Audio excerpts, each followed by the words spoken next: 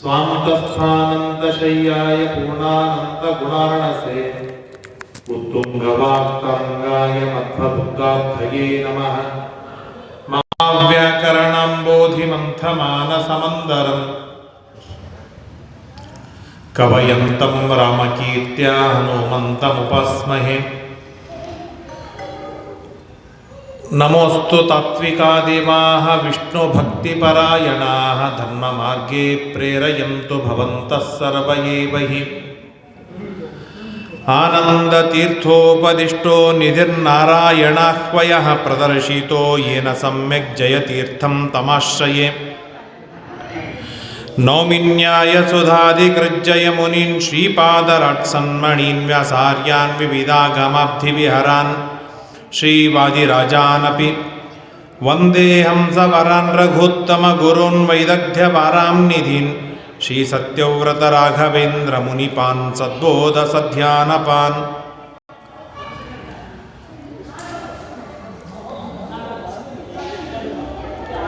विद्यापीठविधातारं विद्यावारिधिचन्दिरं विद्यार्थिवत्सलं वन्दे महामहिमसद्गुरुम्।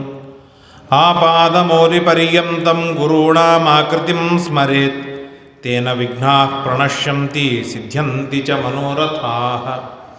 श्रीगुरुभ्यो नमः। श्रीगुरुभ्यो नमः।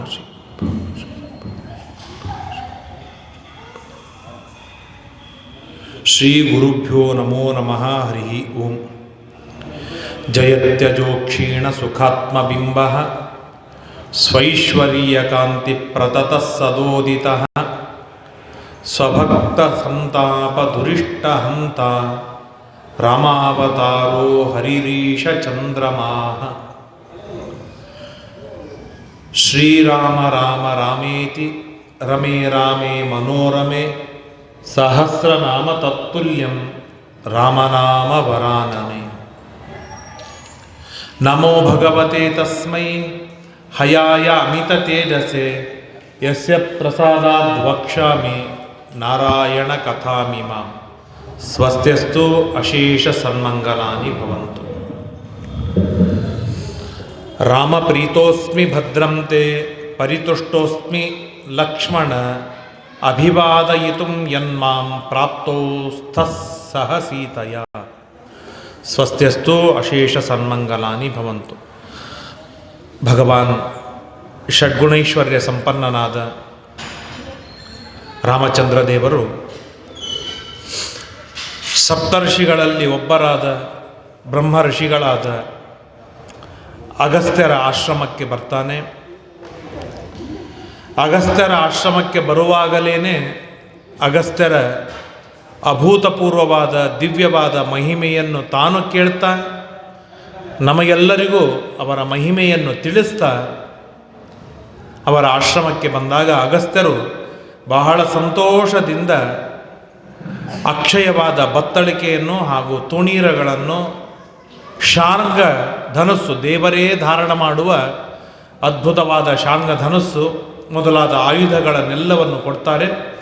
ಅವುಗಳನ್ನು ಸ್ವೀಕಾರವನ್ನು ಮಾಡಿದ ರಾಮ ಪಂಚವಟಿಗೆ ಹೊರಡುತ್ತಾನೆ ಎಂಬುದಾಗಿ ನಾವು ಮೊನ್ನೆ ದಿನ ಕೇಳಿದೆವು. ಅಗಸ್ತ್ಯರ ಅನುಮತಿಯಂತೆ ಪಂಚವಟಿಗೆ ತಮಾಶ್ರಮಂ ಪಂಚವಟೀಂ ಜಗ್ಮತು ಸಹ ಸೀತಯ ಗೃಹೀತ ಚಾಪೋತು ನರಾಧಿಪಾತ್ಮಜೋ ವಿಮುಕ್ತ ತೂಣಿ ಸಮರೇಶ್ವಕಾತುರೌ ಯಥೋಪದಿಷ್ಟೇನ ಪಥಾ ಮಹರ್ಷಿಣ ಪ್ರಜಗ್ಮತು ಪಂಚವಟೀಂ ಸಮಾಹಿತೋ. ಈಗಿನ ಮಹಾರಾಷ್ಟ್ರದಲ್ಲಿರುವ ನಾಸಿಕ, ಆ ನಾಸಿಕ ಕ್ಷೇತ್ರದಲ್ಲಿ ಪಂಚವಟಿ ಗ್ರಾಮ ಬಹಳ ಅದ್ಭುತವಾದಂತಹ ದಿವ್ಯವಾದ ಕ್ಷೇತ್ರ. ಅಲ್ಲಿ ಹರಿಯುವ ನದಿ ಗೋದಾವರಿ ನದಿ.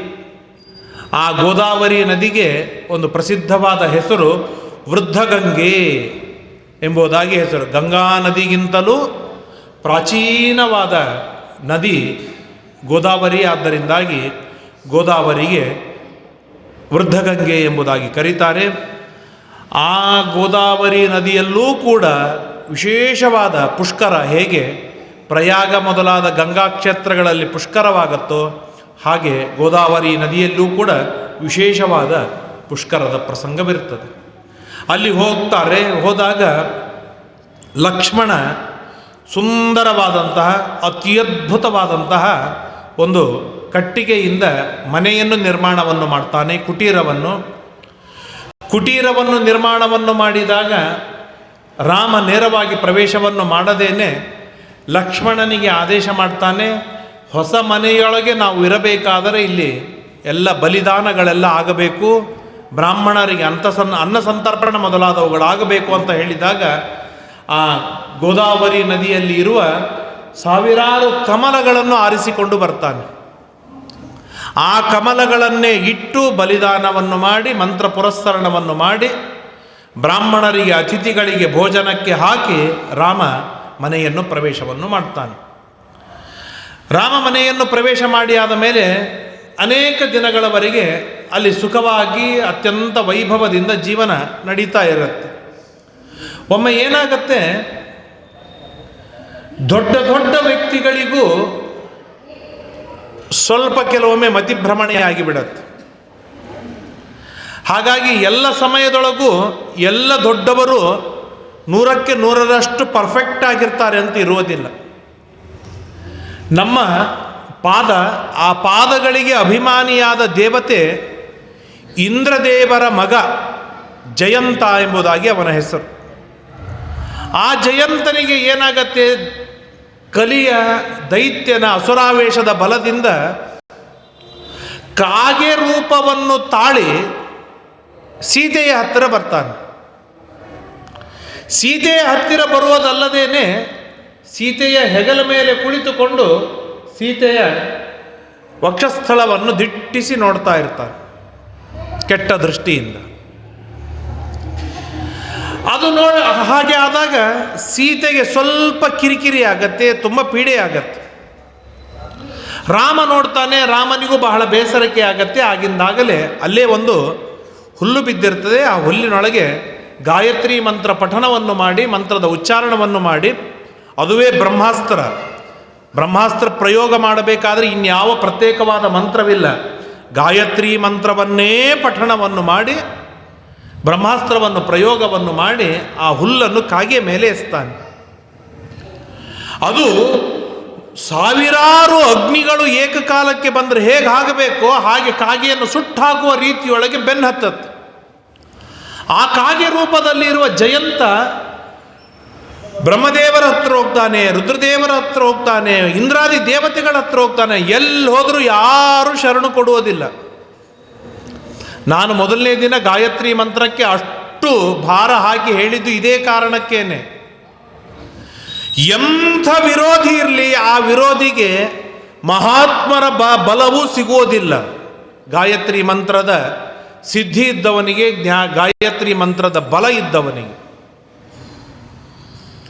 ನಮ್ಮ ವಿರೋಧಿ ಎಂಥ ಬಲಿಷ್ಠನೇ ಆಗಿರಲಿ, ಶತ್ರು ಎಂಥ ಬಲಿಷ್ಠನೇ ಆಗಿರಲಿ, ಅವನಿಗೆ ಯಾವ ದೇವತೆಗಳ, ಋಷಿಗಳ, ಮುನಿಗಳ, ಜ್ಞಾನಿಗಳ, ರಾಯರೇ ಮೊದಲಾದ ಪ್ರಭುಗಳ, ಗುರುಗಳ ಬೆಂಬಲ ಎಂದಿಗೂ ಸಿಗುವುದಿಲ್ಲ.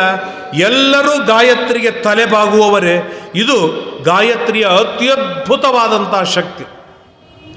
ಹಾಗಾಗಿ ಆ ಗಾಯತ್ರಿಯಿಂದ ಅಭಿಮಂತ್ರಿತವಾದ ಬ್ರಹ್ಮಾಸ್ತ್ರ, ಆ ಬ್ರಹ್ಮಾಸ್ತ್ರದಿಂದ ಬೆನ್ನು ಹತ್ತಿದ ಯಾರು ವಾಯಸ ಕಾಗೆ ಬ್ರಹ್ಮಲೋಕಕ್ಕೆ ಹೋಗುತ್ತೆ. ಬ್ರಹ್ಮದೇವರಂತಾರೆ ನನ್ನಿಂದ ಆಗುವುದಿಲ್ಲ ಅಂತಾರೆ, ರುದ್ರದೇವರ ಹತ್ರ ಹೋಗ್ತಾನೆ, ಇಂದ್ರಾದಿ ದೇವತೆಗಳ ಹತ್ರ ಹೋಗ್ತಾನೆ. ಎಲ್ಲೂ ಹೋಗದೆ ತಿರುಗಿ ಇನ್ನೇನು ನಾ ಸತ್ತು ಹೋಗ್ತೇನೆ ಅಂತ ಇರುವಾಗ ನಾರದರು ಬರ್ತಾರೆ. ನಾರದರು ಬಂದು ಹೇಳ್ತಾರೆ, ಹುಚ್ಚ, ಇದು ನಿನ್ನ ಹಿಂದೆ ಬೆನ್ನು ಹತ್ತಿದ್ದು ಬ್ರಹ್ಮಾಸ್ತ್ರ, ಇದನ್ನು ಪ್ರಯೋಗ ಮಾಡಿದ್ದು ಯಾರು? ಸ್ವಯಂ ರಾಮಚಂದ್ರ. ಹೀಗಿರುವಾಗ ಯಾರೋ ನಿನ್ನ ರಕ್ಷಣೆಯನ್ನು ಮಾಡ್ತಾರೆ? ಯಾರು ನಿನ್ನ ರಕ್ಷಣೆಯನ್ನು ಮಾಡ್ತಾರೆ?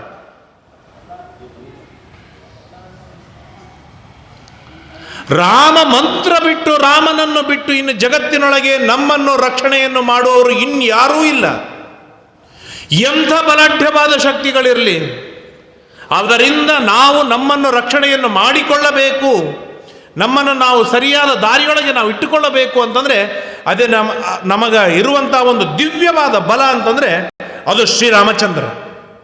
ಹಾಗಾಗಿ ನಾರದರು ಹೇಳ್ತಾರೆ, ಅಲ್ಲಿ ಹೋಗಬೇಡ, ನೇರವಾಗಿ ಹೋಗು, ರಾಮ ಸೀತೆಯರಿಗೆ ಕಾಲು ಬೀಳೋದು ನಿನಗೆ ಸರಿಯಾಗತ್ತೆ, ಒಳ್ಳೆಯದಾಗತ್ತೆ, ಮಂಗಳವಾಗತ್ತೆ ಅಂತ ಹೇಳ್ತಾರೆ. ಅವನು ಓಡಿ ಬಂದು ಕಾಲಿಗೆ ಬೀಳ್ತಾನೆ. ರಾಮದೇವರ ಕಾಲಿಗೆ ಬೀಳೋದಿಲ್ಲ, ಸೀತೆಯ ಕಾಲಿಗೆ ಬೀಳ್ತಾನೆ. ಯಾಕೆ? ತನ್ನ ತಪ್ಪು ಆದದ್ದು ಸೀತೆಯಲ್ಲಿ. ಸೀತೆ ರಕ್ಷಣೆ ಮಾಡಿದ ಅಂತಾದರೆ ದೇವರ ರಕ್ಷಣೆ ಮಾಡೇ ಮಾಡ್ತಾನೆ ಎನ್ನುವ ಪೂರ್ಣವಾದ ಭರವಸೆ ಸೀತೆಯ ಕಾಲಿಗೆ ಬಿದ್ದಾಗ ಸೀತೆ ಹೇಳ್ತಾಳೆ, ಆಯಿತು, ತಪ್ಪು ಒಪ್ಪಿಕೊಂಡಿದ್ದಾನೆ, ಬಿಟ್ಬಿಡು, ಒಳ್ಳೆಯದಾಗ ರಕ್ಷಣೆಯನ್ನು ಮಾಡು. ರಾಮ ಅಂತಾನೆ, ತಪ್ಪು ಮಾಡಿದವರಿಗೆಲ್ಲರಿಗೂ ಹೀಗೆ ಬಿಟ್ಬಿಟ್ರೆ ಶಿಕ್ಷೆಗೆ ಬೆಲೆ ಇರುವುದಿಲ್ಲ, ಶಿಕ್ಷೆಗೆ ಬೆಲೆ ಇರುವುದಿಲ್ಲ. ಅಥವಾ ಒಳಿತಕ್ಕೆ, ಒಳ್ಳೆಯದಕ್ಕೆ ಒಂದು ಮಹತ್ವವಿರುವುದಿಲ್ಲ. ಯಾಕೆ? ಒಳ್ಳೆಯದು ಮಾಡಿದರೂ ಶಿಕ್ಷೆ ಇಲ್ಲ, ತಪ್ಪು ಮಾಡಿದರೂ ಶಿಕ್ಷೆ ಇಲ್ಲ ಅಂತ ಆದರೆ ಮತ್ತು ಇದು ಒಳ್ಳೆಯದು, ಇದು ತಪ್ಪದ್ದು, ಇದು ಸರಿಯಾದದ್ದು, ಇದು ಕೆಟ್ಟದ್ದು ಅಂತ ಹೇಳಬೇಕು ಯಾಕೆ? ಹಾಗಾಗಿ ತಪ್ಪಿಗೆ ಸರಿಯಾದ ಶಿಕ್ಷೆಯನ್ನು ಕೊಟ್ಟಾಗಲೇನೆ ಒಳ್ಳೆಯದಕ್ಕೆ ಬೆಲೆ ಸಿಗತ್ತೆ. ಒಳ್ಳೆಯದಕ್ಕೆ ಒಂದು ಮಹತ್ವ ಸಿಗಬೇಕಾದರೆ ತಪ್ಪುಗಳಿಗೆ ಶಿಕ್ಷೆ ಕೊಡಲಿಕ್ಕೇ ಬೇಕು. ಅದು ಯಾರೂ ಆಗಿರಲಿ, ಎಂಥದ್ದೇ ಆಗಿರಲಿ. ಎಂದು ಯಾವ ಕ್ಷಣದೊಳಗೆ ತಪ್ಪಿಗೆ ಶಿಕ್ಷೆ ಸಿಗೋದಿಲ್ಲ, ಅಲ್ಲಿ ಒಳ್ಳೆಯದು ಸತ್ತಿತು ಅಂತ ಅರ್ಥ. ಅದು ಮನೆಯಲ್ಲೇ ಆಗಲಿ, ಸಂಸ್ಥೆಯಲ್ಲೇ ಆಗಲಿ, ಆಫೀಸಿನಲ್ಲೇ ಆಗಲಿ, ರಾಜ್ಯದಲ್ಲೇ ಆಗಲಿ, ರಾಷ್ಟ್ರದಲ್ಲಾಗಲಿ, ಜಗತ್ತಿನ ಯಾವ ಕಾನ್ಸ್ಟಿಟ್ಯೂಷನ್ದಲ್ಲೇ ಆಗಲಿ, ತಪ್ಪಿಗೆ ಶಿಕ್ಷೆ ಸಿಗಲಿಲ್ಲ ಅಂತಾದರೆ ಒಳ್ಳೆಯದು ಸತ್ತೇ ಹೋಯಿತು ಅಂತ ಅರ್ಥ. ತಪ್ಪು ರಾರಾಜಮಾನವಾಗಿರುತ್ತೆ, ನನಗಿನ್ಯಾರು ಹೇಳೋರಿದ್ದಾರೆ ಅಂತೇಳಿ ತಾಂಡವವಾಡುತ್ತೆ, ಅದು ಆಡಿದ್ದೇ ವ್ಯಾಪಾರವಾಗಿ ಬಿಡುತ್ತೆ. ಹಾಗಾಗಿ ತಪ್ಪಿಗೆ ಸರಿಯಾದ ಶಿಕ್ಷೆ ಆಗಲಿಕ್ಕೆ ಬೇಕು. ಹಾಗಾಗಿ ರಾಮ ಅಂತಾನೆ, ಇದು ಶಿಕ್ಷೆ ಆಗದೆ ಇದ್ರೆ ನಡೆಯೋದಿಲ್ಲ. ಸೀತೆ, ನೀನು ಕರುಣೆ ಮಾಡಿದಿ, ಯಾಕೆ? ನೀನು ಶರಣಾಗತ ರಕ್ಷಕಳು, ನಿನಗೆ ಶರಣು ಬಂದವರಿಗೆ ನೀನು ರಕ್ಷಣೆಯನ್ನು ಮಾಡುವುದು ನಿನ್ನ ಹೊಣೆಗಾರಿಕೆ. ಆದರೆ ತಪ್ಪು ಆದಾಗ ಶಿಕ್ಷೆಯನ್ನು ಕೊಡುವುದು ನನ್ನ ಜವಾಬ್ದಾರಿಯಾಗಿದೆ ಅಂತ ಹೇಳಿ ರಾಮದೇವರು ಶಿಕ್ಷೆಯನ್ನು ಕೊಡ್ತಾರೆ. ಅದೇ ಹುಲ್ಲಿನಿಂದಲೇ ಒಂದು ಕಣ್ಣಿಗೆ ಚುಚ್ಚಿ ಕಣ್ಣನ್ನು ಹೋಗಿಸಿ ಬಿಡ್ತಾನೆ ರಾಮದೇವರು. ಕೆಲವರು ಶಿಕ್ಷೆ ಕೊಡುವುದುಂಟು, ಮನೆಯೊಳಗೆ ಬಹಳ ಖಡಕ್ ಆಸಾಮಿಗಳು, ಈಗ ಯಾರು ಇರೋದಿಲ್ಲ, ಹಿಂದಿನ ಹಳೆ ಜನರು ಇರ್ತಿದ್ರು, ಭಾರಿ ಖಡಕ್. ಏನು ಮಾಡಿದ್ರು ತಮ್ಮ ಮೂಗಿಗೆ ನೇರವಾಗಿ ಇದ್ದಿದ್ದಿಲ್ಲ ಅಂತಂದ್ರೆ ಅಲ್ಲಿ ಶಿಕ್ಷೆ ಕೊಡ್ತಿದ್ರು. ಅದೂ ಸರಿಯಲ್ಲ, ಶಿಕ್ಷೆ ಕೊಡದೆ ಇರುವುದೂ ಸರಿಯಲ್ಲ. ಶಿಕ್ಷೆ ಕೊಡುವಾಗ ಇದು ಎಲ್ಲ ಇವತ್ತಿನ ಕಾನ್ಸ್ಟಿಟ್ಯೂಷನ್ದೊಳಗೂ ಆಗಿದೆ. ಇವನು ಸುಧಾರಿಸಿಕೊಳ್ತಾನ, ಹಾಗಾದರೆ ಇವನ ಶಿಕ್ಷೆ ಬೇರೆ. ಇವನು ಸುಧಾರಿಸಿಕೊಳ್ಳಿಕ್ಕೆ ಸಾಧ್ಯವೇ ಇಲ್ಲ, ಇವನು ದುಷ್ಟನೇ ಇದ್ದಾನೆ, ಇಂಥ ತಪ್ಪುಗಳನ್ನು ರಿಪೀಟ್ ಮಾಡಿದ್ದಾನೆ ಅಂತಾದರೆ ಇವನಿಗೆ ಕೊಡುವ ಶಿಕ್ಷೆಯೇ ಬೇರೆ. ಹಾಗಾಗಿ ರಾಮ ವಿಚಾರ ಮಾಡ್ತಾನೆ, ಶಿಕ್ಷೆ ಕೊಡ್ತಾ ಇರುವಾಗ ಇವನು ಜಯಂತ, ಇಂದ್ರನ ಮಗ, ನನ್ನ ಭಕ್ತ, ಅಪರೋಕ್ಷ ಜ್ಞಾನಿ, ವಿಷ್ಣು ಭಕ್ತ, ಮೋಕ್ಷಕ್ಕೆ ಹೋಗುವವನು, ಏನೋ ಸಣ್ಣ ತಪ್ಪು ಮಾಡಿದ್ದಾನೆ, ಆದರೆ ಶಿಕ್ಷೆ ಕೊಡದೇ ಇರ್ಲಿಕ್ಕೆ ಸಾಧ್ಯವಿಲ್ಲ, ಶಿಕ್ಷೆ ಕೊಡಬೇಕು. ಆದರೆ ನಾನು ದಯಾಯುಕ್ತನಾಗಿಯೇ ರಾಮ ಶಿಕ್ಷೆ ಕೊಡ್ತಾನೆ. ಚುಚ್ಚಿದ ಒಂದು ಕಣ್ಣು ತೆಗೆದ ಹೊರತು ಎರಡನೇ ಕಣ್ಣು ತೆಗಿಲಿಕ್ಕೆ ಹೋಗಲಿಲ್ಲ ರಾಮ. ಶಿಕ್ಷೆ ಕೊಡುವಾಗಲೂ ಅವನ ದಯೆ ಪರಿಪೂರ್ಣವಾಗಿತ್ತು. ಯಾಕೆ ಇತ್ತು ಅವನ ದಯೆ ಅಂತಂದರೆ ಅವನು ವಿಷ್ಣು ಭಕ್ತನಾಗಿದ್ದ. ಅಂದರೆ ಈ ಕಥೆಯಿಂದ ನಮಗೇನು ತಿಳಿಸ್ತಾರೆ ಅಂತಂದರೆ, ವಿಷ್ಣು ಭಕ್ತರಾಗುವುದು ನಮ್ಮ ಹೊಣೆಗಾರಿಕೆ, ನಮ್ಮ ಜವಾಬ್ದಾರಿ. ಚೆನ್ನಾಗಿ ದೇವರನ್ನು, ಗುರುಗಳನ್ನು ಆರಾಧನೆಯನ್ನು ಮಾಡಿ ಬಹಳಷ್ಟು ವೈಭವದಿಂದ ದೇವರ ಭಕ್ತಿಯನ್ನು ಮಾಡಿ ದೇವರನ್ನು ಒಲಿಸಿಕೊಂಡಿರಬೇಕು. ಯಾಕಂದ್ರೆ ನಾವೇನು ಬ್ರಹ್ಮನಲ್ಲ ತಪ್ಪು ಮಾಡದೇ ಇರುವುದಕ್ಕೆ, ನಾವೇನು ದೊಡ್ಡ ದೊಡ್ಡ ದೇವತೆಗಳಲ್ಲ ತಪ್ಪು ಮಾಡದೇ ಇರುವುದಕ್ಕೆ. ನಮ್ಮಿಂದ ಕ್ಷಣ ಕ್ಷಣಕ್ಕೆ ಅನಂತ ಅಪರಾಧವು ಎನ್ನಲ್ಲಿ ಇರಲಾಗಿ ಭಿನ್ನಹಕ್ಕೆ ಬಾಯಿಲ್ಲವಯ್ಯ. ಅನೇಕ ತರಹದಿಂದ ಅಪರಾಧಗಳಾಗತ್ತೆ. ಅನ್ನ ಮದದಿಂದ ಅಪರಾಧ, ಅರ್ಥ ಮದದಿಂದ ಅಪರಾಧ, ಉನ್ನ ಪ್ರಾಯ, ಸಣ್ಣ ರೂಪ, ಸಣ್ಣ ಯೌವನದ ಮದದಿಂದ ಅಪರಾಧ, ಶಿಶುಮೋಹದಿಂದ ಅಪರಾಧ, ಸತಿಮೋಹದಿಂದ ಅಪರಾಧ, ಧನಧಾನ್ಯಗಳ ಮೋಹದಿಂದ ಅಪರಾಧಗಳು. ಹೀಗೆ ಎಷ್ಟು ಅಪರಾಧಗಳು ನನ್ನಿಂದ ಆಗುತ್ತೋ ಗೊತ್ತಿಲ್ಲ. ಅಪರಾಧ ಸಹಸ್ರಾಣಿ ಕ್ರಿಯಂತೆ ಅಹರ್ನಿಶಮ್ಮಯ, ಹಗಲು ರಾತ್ರಿಯೊಳಗೆ ನಾವು ಲೆಕ್ಕ ಹಾಕಿದರೆ ಮಿನಿಮಮ್ 1000 ಅಪರಾಧಗಳು ನಮ್ಮಿಂದ ಆಗತ್ತೆ. ಯಾರಿಂದ ಅಂತಂದ್ರೆ ನಮ್ಮಿಂದ ಅಲ್ಲ, ಯಾರು ತಪ್ಪೇ ಮಾಡುವುದಿಲ್ಲಲ್ಲ ಅವರಿಂದ. ತಪ್ಪೇ ಮಾಡುವ ನಮ್ಮಿಂದ ಎಷ್ಟೋ ಅಪರಾಧಗಳಾಗತ್ತೆ ಲೆಕ್ಕವಿಲ್ಲ. ಹಾಗಾಗಿ ಅಪರಾಧ ಮಾಡದೇ ಇರ್ಲಿಕ್ಕೆ ಸಾಧ್ಯವಿಲ್ಲ. ಅದಕ್ಕೆ ಶಿಕ್ಷೆ ಅನುಭವಿಸಲಿಕ್ಕೆ ಬೇಕು. ಇವತ್ತು ಅನುಭವಿಸಬೇಕು, ಇಲ್ಲಾಂದ್ರೆ ನಾಳೆ ಅನುಭವಿಸುವುದು ನಿಶ್ಚಿತ. ಆದರೆ ವಿಷ್ಣು ಭಕ್ತಿಯನ್ನು ಮಾಡ್ತಾ ಇದ್ದರೆ, ದೇವರ ಆರಾಧನೆಯನ್ನು ಮಾಡ್ತಾ ಇದ್ದರೆ, ದೇವರ ಪೂಜೆಯನ್ನು ಮಾಡ್ತಾ ಇದ್ದರೆ, ದೇವರ ಚಿಂತನೆಯನ್ನು, ದೇವರ ಧ್ಯಾನವನ್ನು ಚೆನ್ನಾಗಿ ಮಾಡ್ತಾ ಇದ್ದರೆ, ಆ ಅಪರಾಧಕ್ಕೆ ಒಳಗಾಗುವ ಶಿಕ್ಷೆಯೊಳಗೆ ದೇವರ ದಯವೂ ಒಳಗೊಂಡಿರುತ್ತೆ, ದೇವರ ಕರುಣೆಯೂ ಸೇರಿಕೊಂಡಿರುತ್ತೆ. ಆ ಶಿಕ್ಷೆ ಪೂರ್ಣ ಪ್ರಮಾಣದಲ್ಲಿ ಶಿಕ್ಷೆ ಆಗೋದಿಲ್ಲ. ಶಿಕ್ಷೆ ಕೊಡಬೇಕು, ಕೊಟ್ಟಿರ್ತಾನೆ, ಸರಿ ದಾರಿಯೊಳಗೆ ತರುವ ಹಾಗೆ ಶಿಕ್ಷೆಯನ್ನು ಕೊಟ್ಟಿರ್ತಾನೆ ದೇವರು. ಅದನ್ನು ಈ ವಾಯಸ ಕಾಗೆಗೆ ದೇವರು ಶಿಕ್ಷೆಯನ್ನು ಕೊಟ್ಟ. ಹೌದು, ಕಣ್ಣಿನಿಂದ ತಪ್ಪು ಮಾಡಿದ್ದಾನೆ. ಇವತ್ತು ಅನೇಕ ಕಂಟ್ರಿಗಳಲ್ಲಿ ಇದೆ, ಕೈಗಳಿಂದ ತಪ್ಪು ಮಾಡಿದರೆ ಕೈಗಳನ್ನೇ ಕತ್ತರಿಸಿ ಹಾಕ್ತಾರೆ. ಇದು ನಿಶ್ಚಿತ, ಅನೇಕ ಕಡೆಗೆ ಇದೆ. ಹೀಗಿದ್ದಾಗ ಇವನು ಮಾಡಿದ್ದು ಕಣ್ಣಿನಿಂದ ತಪ್ಪು. ರಾಮ 2 ಕಣ್ಣು ತೆಗೆದು ಹಾಕಬೇಕಾಗಿತ್ತು, ಆದರೆ ತೆಗಿಲಿಲ್ಲ. ಕರುಣೆ ಮಾಡಿ 1 ಕಣ್ಣು ತೆಗೆದ. ಅವತ್ತಿನಿಂದ ಎಲ್ಲ ಕಾಗೆಗಳಿಗೂ ಒಂದೇ ಕಣ್ಣಾಗಿ ಉಳಿತು.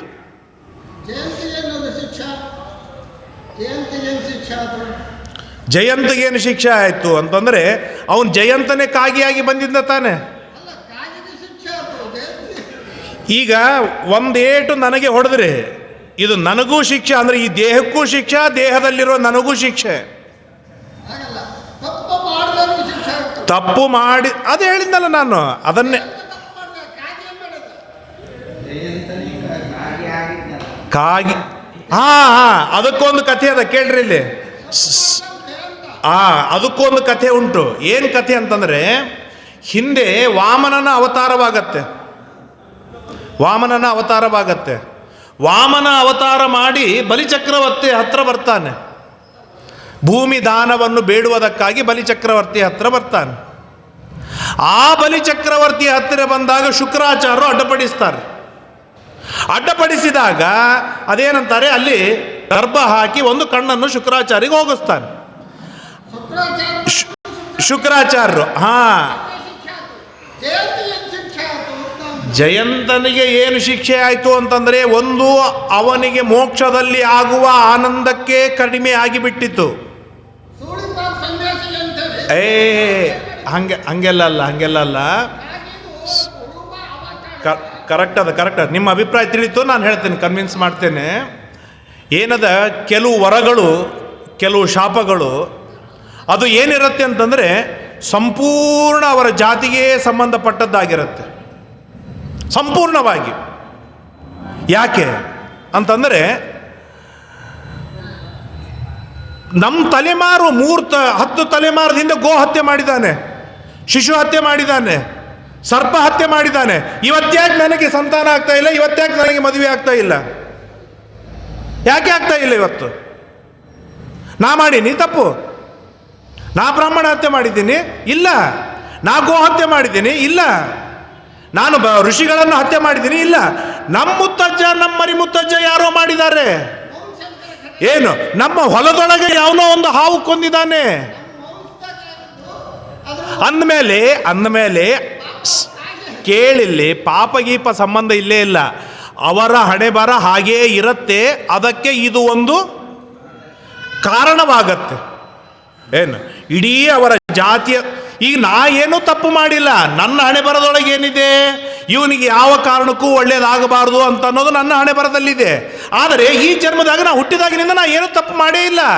ಅಂದಮೇಲೆ ನನಗೆ ಯಾಕೆ ಆ ಶಿಕ್ಷೆ ಅಪ್ಲೈ ಆಗಬೇಕು ಅಂತಂದರೆ, ಹಿರಿಯರು ಮಾಡಿದ, ಹಿಂದಿನ ಜನ್ಮದಲ್ಲಿ ಮಾಡಿದ, ಜನ್ಮಾಂತರಗಳಲ್ಲಿ ಮಾಡಿದ ಆ ಎಲ್ಲ ಪಾಪಗಳು ಕೂಡ ಅವು ಏನಂತಾರೆ, ಅನುಸ್ಯೂತವಾಗಿ ನಮ್ಮ ವಂಶಕ್ಕೂ ತಲೆಮಾರುಗಳಿಗೂ ಅಷ್ಟೇ ಬೇಕಾಗಿಲ್ಲ. ಯಾರೋ ಒಬ್ಬ ಹಿಂದಿನ ಕಾಲದೊಳಗೆ ಶಾಪ ಕೊಟ್ಟರು ಅಂತೇಳಿ ಇವತ್ತು ಇಡೀ ಬ್ರಾಹ್ಮಣ ಸಮುದಾಯ ಸಂಧ್ಯಾ ಅಂದ್ರೆ ಬಿಟ್ಟು ಕೂತಿದೆ. ಇದಕ್ಕೇನು ಕಾರಣ ಅಂದರೆ, ಹಿಂದೆ ಆದ ಶಾಪಕ್ಕೆ ನಾವೇನು ತಪ್ಪು ಮಾಡೀವಿ?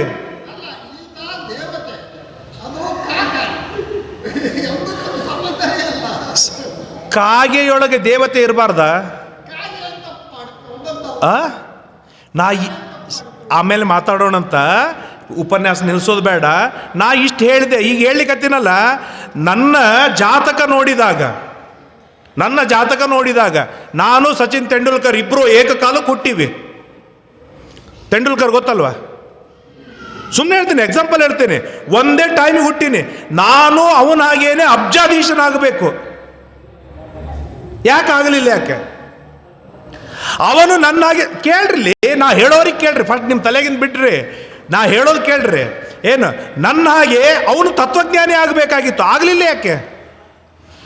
ಜಾತಕ ಒಂದೇ ಇದೆ, ಸರಿಯಾದ ಜಾತಕವಿದೆ. ಯಾಕಾಗಲಿಲ್ಲ ಅಂತಂದರೆ, ಹಿಂದಿನ ನೂರಾರು ತಲೆಮಾರುಗಳ ಹಿಂದಿನ ಶಾಪಗಳು, ಪಾಪಗಳು, ಜನ್ಮಾಂತರದ ಶಾಪಗಳು, ಪಾಪಗಳ ಪ್ರಭಾವದಿಂದ ನಾ ಏನೂ ತಪ್ಪು ಮಾಡೇ ಇಲ್ಲ.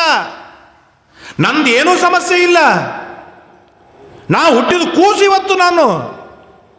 ನಾ ಸಂಧ್ಯಾಂದ್ರ ಬಿಟ್ಟಿನ, ಸಂಧ್ಯಾಂದ್ರಕ್ಕೆ ಅಧಿಕಾರನೂ ಸಿಕ್ಕಿಲ್ಲ. ಆದರೂ ಅದಕ್ಕಾಗೇ ಹಿರಿಯಣ್ಣನ ಮನೆ ಸರಿಯಾಗಿರಬೇಕು, ಯಜಮಾನನ ಜವಾಬ್ದಾರಿ ಅಂತ ಹೇಳುವುದು. ಅದು ಆ ಎಲ್ಲ ಜಾತಿಗಳಿಗೆ ಅಭಿಮಾನಿ ದೇವತೆಗಳಾಗಿರ್ತಾರೆ ಅವರು. ನಮ್ಮಿಂದ ಏನು ಕರ್ಮಗಳನ್ನು ಮಾಡಿಸ್ತಾರೆ ಆ ಕರ್ಮದ ಪುಣ್ಯನೂ ಅವರಿಗೆ ಬರುತ್ತೆ. ನಮ್ಮಿಂದ ಏನು ಪಾಪಗಳನ್ನು ಮಾಡಿಸ್ತಾರೆ ಆ ಪಾಪನೂ ಅವರಿಗೆ ಅಂಟಿಕೊಳ್ಳುತ್ತೆ. ಹಾಗಾಗಿ ಒಬ್ಬರು ಮಾಡಿದ್ದು ನಮ್ಮಲ್ಲಿ ಪ್ರಥನೆ ಹೀಗಿರೋದು, ನಮ್ಮ ಶಾಸ್ತ್ರ, ನಮ್ಮ ಸಿದ್ಧಾಂತನೇ ಹೀಗಿರೋದು.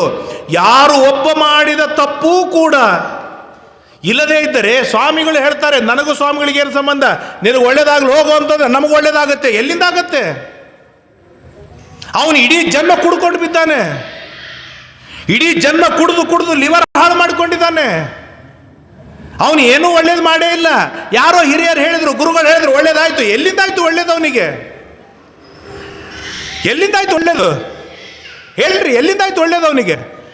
ಇಡೀ ಜನ್ಮದಾಗ ಸಂಧ್ಯಾವಂದನ ಮಾಡಿಲ್ಲ, ಇಡೀ ಜನ್ಮದಾಗ ಜಪ ಮಾಡಿಲ್ಲ, ಪೂಜೆ ಮಾಡಿಲ್ಲ. 18ನೇ ವರ್ಷದಿಂದ ಕುಡಿದು ತನ್ನ ಆರೋಗ್ಯ ಹಾಳು ಮಾಡಿಕೊಂಡಿದ್ದಾನೆ. ಒಳ್ಳೇದಾಯ್ತು ಎಲ್ಲಿಂದ? ಇನ್ನೊಬ್ಬರ ಪುಣ್ಯದಿಂದಲೇನೆ ಒಳ್ಳೇದಾಯ್ತು. ಹೌದಲ್ವಾ? ಇವತ್ತು ನಾವ್ಯಾಕೆ ಸುಖವಾಗಿದ್ದೀವಿ? ನಾ ಮನೆ ಕಟ್ಟಿದೆ, ನೀವೇ ಮನೆ ಕಟ್ಟಿದ್ರಿ, ಏನೋ ಒಂದು ಮನೆಯೊಳಗೆ ಕಾರ್ಯಕ್ರಮ ಮಾಡಿದ್ರಿ, ಭಾರಿ ವೈಭವದಿಂದ ಆಯ್ತು ಅಂತ ಹೇಳಿದೆ. ಯಾಕೆ ವೈಭವದಿಂದ ಆಯ್ತು ಅಂತ ನೀವು ಉತ್ತರ ಏನು ಕೊಡ್ತೀರಿ? ನಾನು ಮಾಡೀನಿ ಅದಕ್ಕೂ ಭಾರಿ ಆಯ್ತು ಅಂತೀರಿ. ಏನು ಉತ್ತರ ಕೊಡ್ತೀರಿ ನೀವು? ನಮ್ಮ ಹಿರಿಯರ ಪುಣ್ಯ ಯಾಕೆ? ನಮ್ಮ ಹಿರಿಯರು ನನಗೆ ಯಾಕೆ ಬರಬೇಕು? ಈ ಜನ್ಮದಾಗ ಅಷ್ಟೇ ನಮ್ಮ ಅಪ್ಪ, ನಮ್ಮ ಅಜ್ಜ, ನಮ್ಮ ಮುತ್ತಜ್ಜ, ಮುಂದಿನ ಜನ್ಮದಾಗ ಅವನು ಯಾರೋ ನಾನು ಯಾರೋ, ಹಾಗೆಲ್ಲ ಅಲ್ಲ. ನಮ್ಮ ಸಂಬಂಧದೊಳಗೆ ಬಂದ, ನಮ್ಮ ಜಾತಿಯೊಳಗೆ ಬಂದ ಯಾರ ಪುಣ್ಯವು ಎಲ್ಲೂ ಬೇಕಾದಲ್ಲೂ ಅಪ್ಲೈ ಆಗಬಹುದು. ಎಷ್ಟರ ಮಟ್ಟಿಗೆ ಅಪ್ಲೈ ಆಗತ್ತೆ ಅಂತಂದ್ರೆ, ಯಾವುದೋ ಒಂದು ಗುಂಡು ಕಲ್ಲಿದೆ, ಅದು ದೇವರ ಮೂರ್ತಿಯೂ ಆಗಬೇಕಾಗಿಲ್ಲ. ಆ ಗುಂಡ ಕಲ್ಲಿಗೆ ಸೇವೆ ಮಾಡಿದ್ದಕ್ಕಾಗಿ ಅವನಿಗೆ ಒಳ್ಳೇದಾಗತ್ತೆ. ಆ ಗುಂಡು ಕಲ್ಲಿಗೂ ಅವನಿಗೇನು ಸಂಬಂಧ? ಆ ಗುಂಡು ಕಲ್ಲಿಗೆ ಅವಮಾನ ಮಾಡಿದ್ದಕ್ಕಾಗಿ ಇಡೀ ನೂರಾರು ತಲೆಮಾರು ಹಾಳಾಗಿ ಹೋಗುತ್ತೆ. ಯಾಕೆ? ಎಲ್ಲಿ ಈ ಪುಣ್ಯ, ಈ ಪಾಪ, ಈ ವರ, ಈ ಶಾಪಗಳು ಎಲ್ಲಿ ಯಾವ ತರಹದಿಂದ ಏನು ಕೆಲಸ ಮಾಡುತ್ತೋ ಯಾರಪ್ಪಗೂ ಗೊತ್ತಾಗುವುದಿಲ್ಲ. ದೃಷ್ಟಾಂತಕ್ಕೆ ಹೇಳೋದಾದ್ರೆ ಅನೇಕ ಕಥೆಗಳಿವೆ. ಅಶ್ವತ್ಥಾಮಾಚಾರ್ಯರು ಯಾರ ಅವತಾರ? ರುದ್ರಾವತಾರ. ಅರ್ಜುನ ಯಾರ ಅವತಾರ? ಇಂದ್ರನ ಅವತಾರ. ಅಶ್ವತ್ಥಾಮಾಚಾರ್ಯರ ಮುಂದೆ ಇಂದ್ರ ಹುಳ, ಬಚ್ಚ. ಆ ರುದ್ರದೇವರ ಅನುಗ್ರಹದಿಂದಲೇನೆ ಮೋಕ್ಷಕ್ಕೆ ಹೊಂದುವವನು. ಆದರೂ ಇದೇ ಇಂದ್ರ ಅಶ್ವತ್ಥಾಮಾಚಾರ್ಯರನ್ನ ಹಣ್ಣುಗಾಯಿ ನೀರುಗಾಯಿ ಮಾಡಿ ಹಾಕ್ತಾನೆ. ಯಾಕೆ? ಅಶ್ವತ್ಥಾಮಾಚಾರ್ಯ ಏನೂ ತಪ್ಪು ಮಾಡಿಲ್ಲ, ತಪ್ಪು ಮಾಡಿದ್ದು ರುದ್ರದೇವರು ಹಿಂದೆ. ಆದರೆ ಅನುಭವಿಸಬೇಕಾಯಿತು ಇವರು ಇಲ್ಲಿ ಅನುಭವಿಸಬೇಕಾಯಿತು. ಇಷ್ಟಲ್ಲದೇನೆ ಈ ತರಹದ ಅನೇಕ ಶಾಪಗಳು ಇವೆ. ಅದನ್ನೆಲ್ಲ ಕೆಲವೆಲ್ಲ ಮೈಕಿನೊಳಗೆ ಹೇಳಲಿಕ್ಕೆ ಆಗುವುದಿಲ್ಲ, ಹೇಳುವುದಿಲ್ಲ. ಪ್ರವಚನ ಆದಮೇಲೆ ಸಿಗ್ರಿ, ನಾನು ನಿಮಗೆ ಹೇಳ್ತೇನೆ. ಅನೇಕ ಶಾಪಗಳು ವಂಶದ, ಕುಲದ ಋಷಿಗಳಿಗೆ,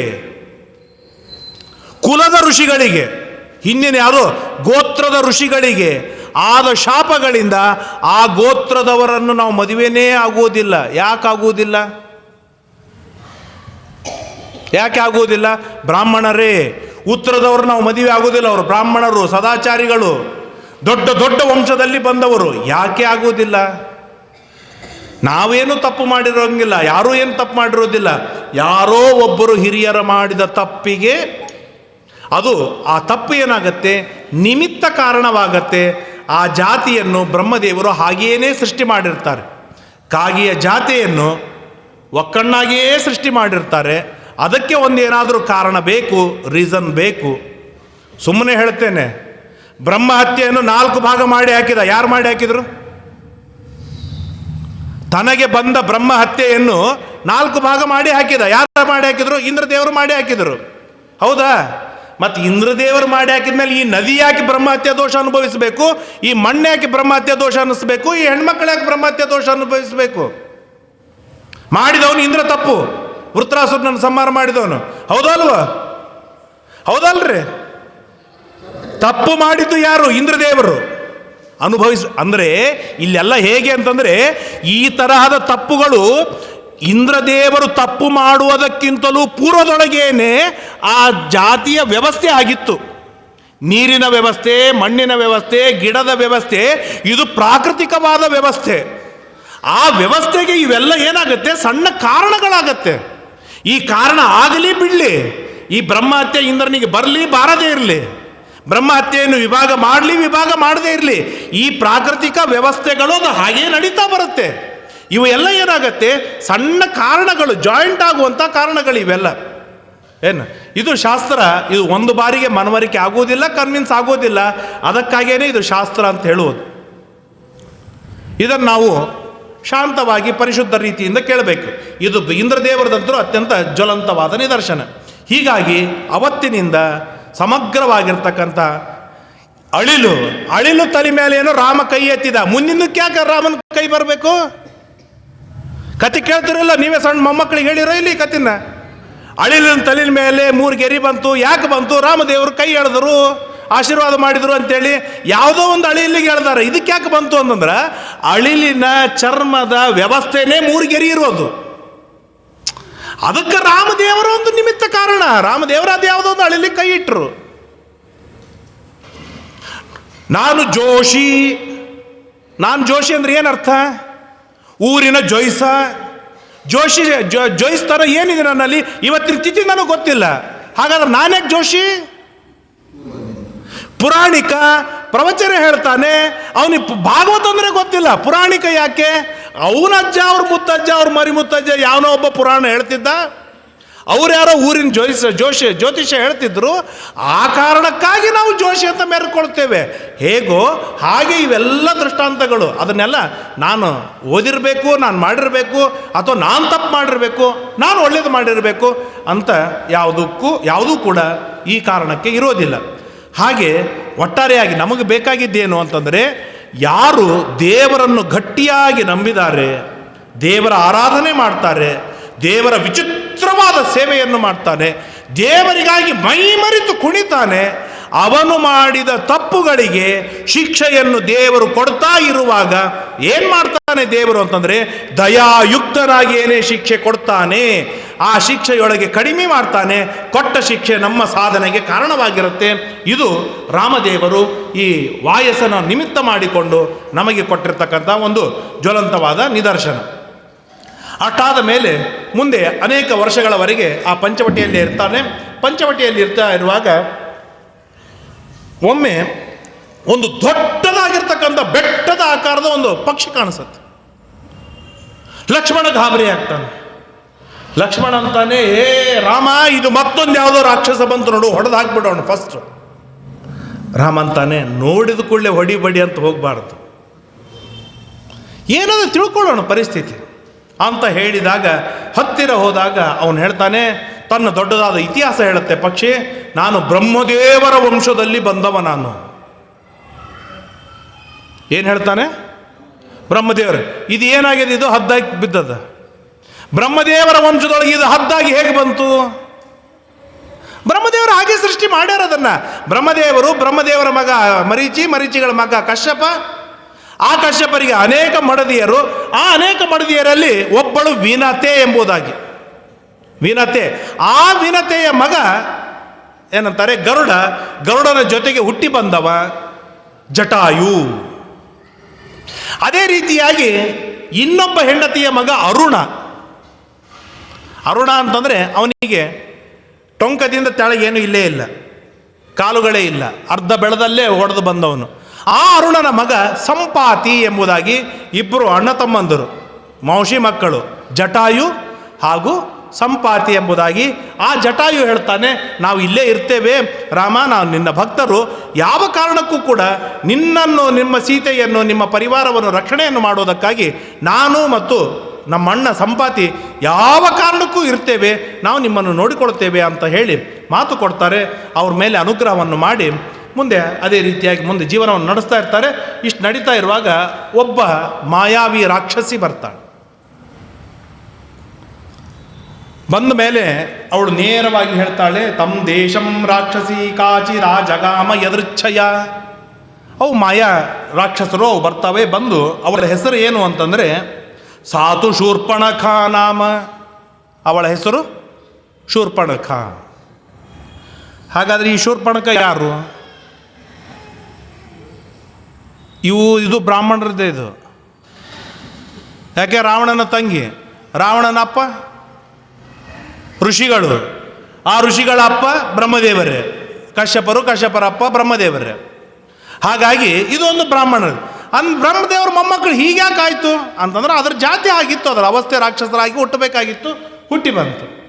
ಆ ಬಂದವಳೇನೆ ಹೇಗಿತ್ತು ಅಂತಂದರೆ ರಾಮಾಯಣ ಭಾಳ ಚಂದಾಗಿ ಹೇಳ್ತಾ, ಸುಮುಖಂ, ರಾಮಚಂದ್ರನನ್ನು ನೋಡಿದ್ಲು, ಭಾರಿ ಚಂದ ರಾಮ. ಚಂದ ಅಂತಂದ್ರೆ ಏನದು? ಅವನ ಮುಖದ ಮೇಲೆ ಸ್ವಲ್ಪ ಸಮಸ್ಯೆಯ ಚಿಂತೆಯ ಗೆರೆ ಇರಲಿಲ್ಲ. ಶಾಂತವಾದ ಸರೋವರವಿದ್ದ ಹಾಗೆ ಪ್ರಶಾಂತವಾದ ಮುಖ, ಗುಂಡಾದ ಮುಖ, ಅದ್ಭುತವಾದ ತೇಜಸ್ಸು, ನಗುಮುಖ, ತುಟಿ ಕೆಂಪಾದ ತುಟಿಗಳು, ಗಲ್ಲದಿಂದ ರಕ್ತ ಏನು ಹೊರಗೆ ಬರುತ್ತೋ ಏನೋ ಅನ್ನೋಷ್ಟು ಕೆಂಪಾದ ಗಲ್ಲಗಳು. ರಾಮಾಯಣ ಕೊಂಡಾಡುವಾಗ ಹೇಳುತ್ತೆ, ರಾಮನ ಹಲ್ಲುಗಳು ದಾಳಿಂಬೆರೆ ಹಾಗೆ ಕೆಂಪಾಗಿ ಇದ್ದವು ಅಂತ. ಇವತ್ತಿನ ಹಲ್ಲುಗಳು ದಾಳಿಂಬೆರೆ ಹಾಕಿ ಕೆಂಪಾಗಿರ್ತಾವ. ಯಾಕೆ? ಎಲ್ಲರಿಗೂ ಗೊತ್ತೇ ಗೊತ್ತು. ನಿರ್ಮಲ ವಿಮಲದ ಪ್ರಭಾವದಿಂದ. ವಿಮಲ ಅಂದರೆ ಅದೇ, ಮಲ ಅಂದರೆ ಹೊಲಸು, ವಿಮಲ ಅಂದರೆ ನಿರ್ಮಲ, ಹೊಲಸು ಇಲ್ಲದೇ ಇದ್ದದ್ದು. ಅದರ ಪ್ರಭಾವದಿಂದ ಎಲ್ಲರ ಹಲ್ಲುಗಳು ಏನಾಗಿರುತ್ತೆ ಅಂದರೆ, ಎಲ್ಲರಂದ್ರೆ ತಿನ್ನೋರ ಹಲ್ಲುಗಳು ಕೆಂಪಾಗಿರ್ತವೆ.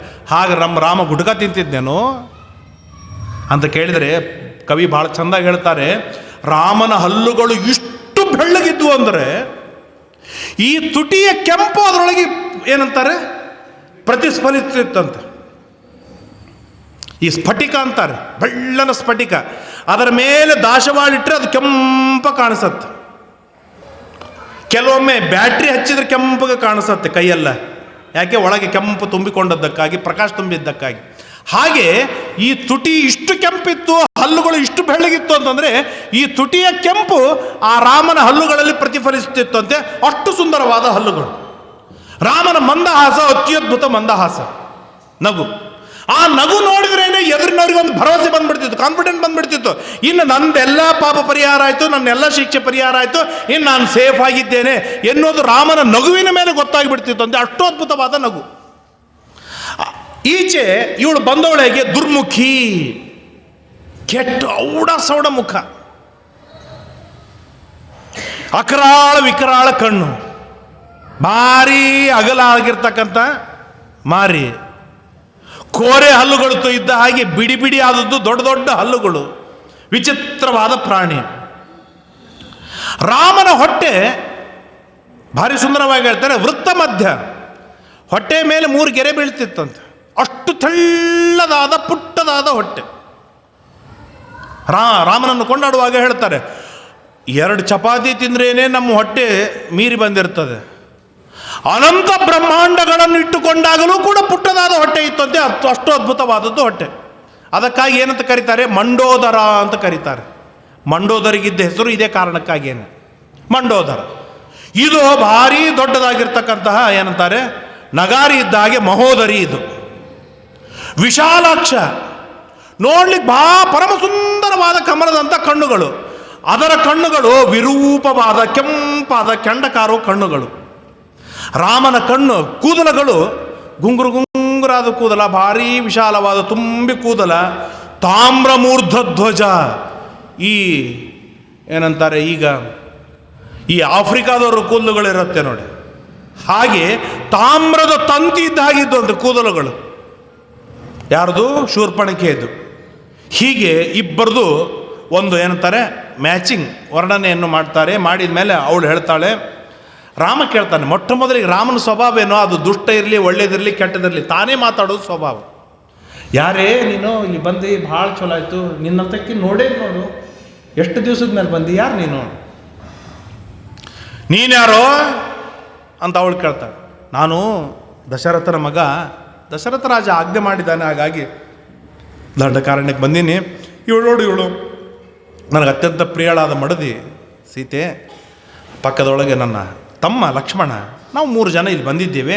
ನೀ ಯಾರು? ಅಹಂ ಶೂರ್ಪಣಖ ನಾಮ.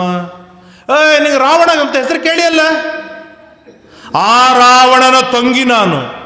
ಅಂದರೆ ಕೆಲವ್ರದ್ದು ಹೀಗಿರುತ್ತೆ ಅಂತಂದರೆ ತಮ್ಮ ಸ್ವಂತ ಬಲ ಇರೋದೇ ಇಲ್ಲ, ಸ್ವಂತ ವ್ಯಕ್ತಿತ್ವನೇ ಇರೋದಿಲ್ಲ. ಇಂಥವರ ಮಗ, ಇಂಥ ಆಚಾರ್ಯರ ಮಗ, ಅಂತ ಹೇಳಿಕೊಂಡೆ ತನ್ನನ್ನು ತಾನು ಇಂಟ್ರೊಡ್ಯೂಸ್ ಮಾಡ್ಕೊಳ್ಬೇಕು. ಇವೆಲ್ಲ ದುಷ್ಟರ ಸ್ವಭಾವ. ಹಾಗೆ ಆ ಶೂರ್ಪಣಖಿ ಕೇಳ್ತಾಳೆ, ನಾನು ಕಾಮರೂಪಿಯಾದವಳು, ಹೇಗೆ ಬೇಕೋ ಹಾಗೆ ರೂಪವನ್ನು ತೆಗೆದುಕೊಳ್ತೇನೆ.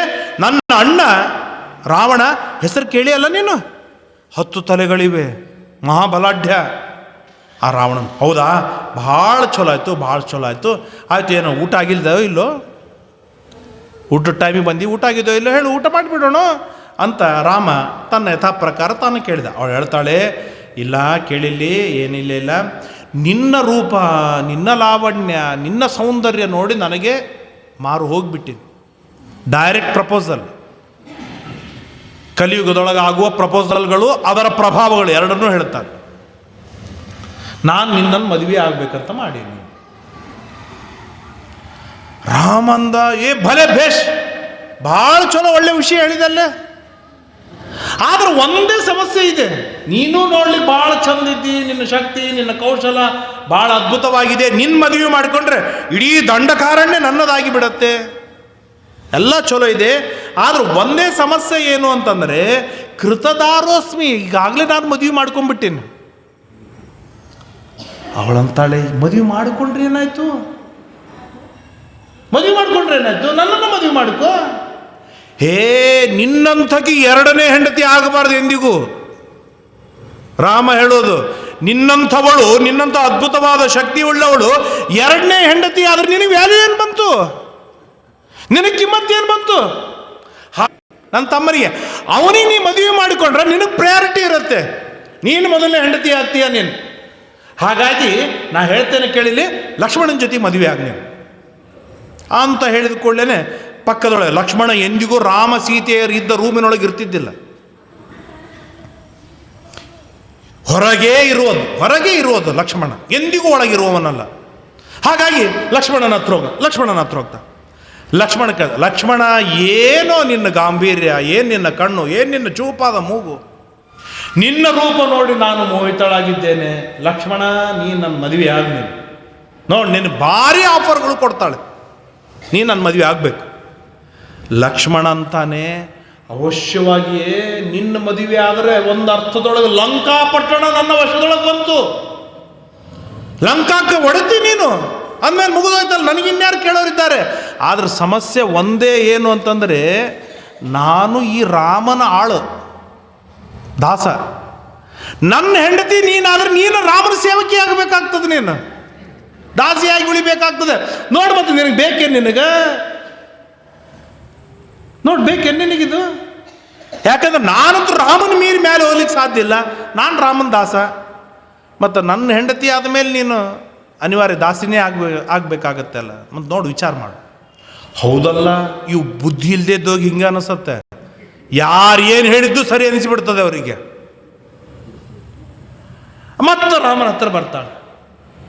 ರಾಮ ನೋಡು, ನೀ ಏನೋ ಹೇಳಿ ಕಳಿಸಿದಿ, ಫಸ್ಟ್ ಪ್ರಯಾರಿಟಿ ಎಲ್ಲ ಸರಿಯದ, ಅವನ ಮದುವೆ ಮಾಡ್ಕೊಂಡ್ರೆ ಈ ಸೀತಾ ಕಾಲು ತೊಳ್ಕೋತೆ ಕೊಡ್ಬೇಕಲ್ಲ ನಾನು. ಅದೆಲ್ಲ ಬೇಡ ಬೇಡ, ಎರಡನೇ ಹೆಂಡತಿ ಆದ್ರೂ ಚಿಂತಿಲ್ಲ, ನೀನೇ ಮದುವೆ ಮಾಡ್ಕೊಂಡು. ಯಾಕಂದರೆ ಸಾಮಾನ್ಯವಾಗಿ ಜಗತ್ತಿನೊಳಗೆ ಮೊದಲನೇ ಹೆಂಡತಿ ಆ ತುಳಿಸಿಕೊಳ್ಳೋಳೆ ಇರ್ತಾಳೆ, ಎಂದಿಗೂ ಮೆರಿಲಿಕ್ಕೆ ಬರೋದಿಲ್ಲ.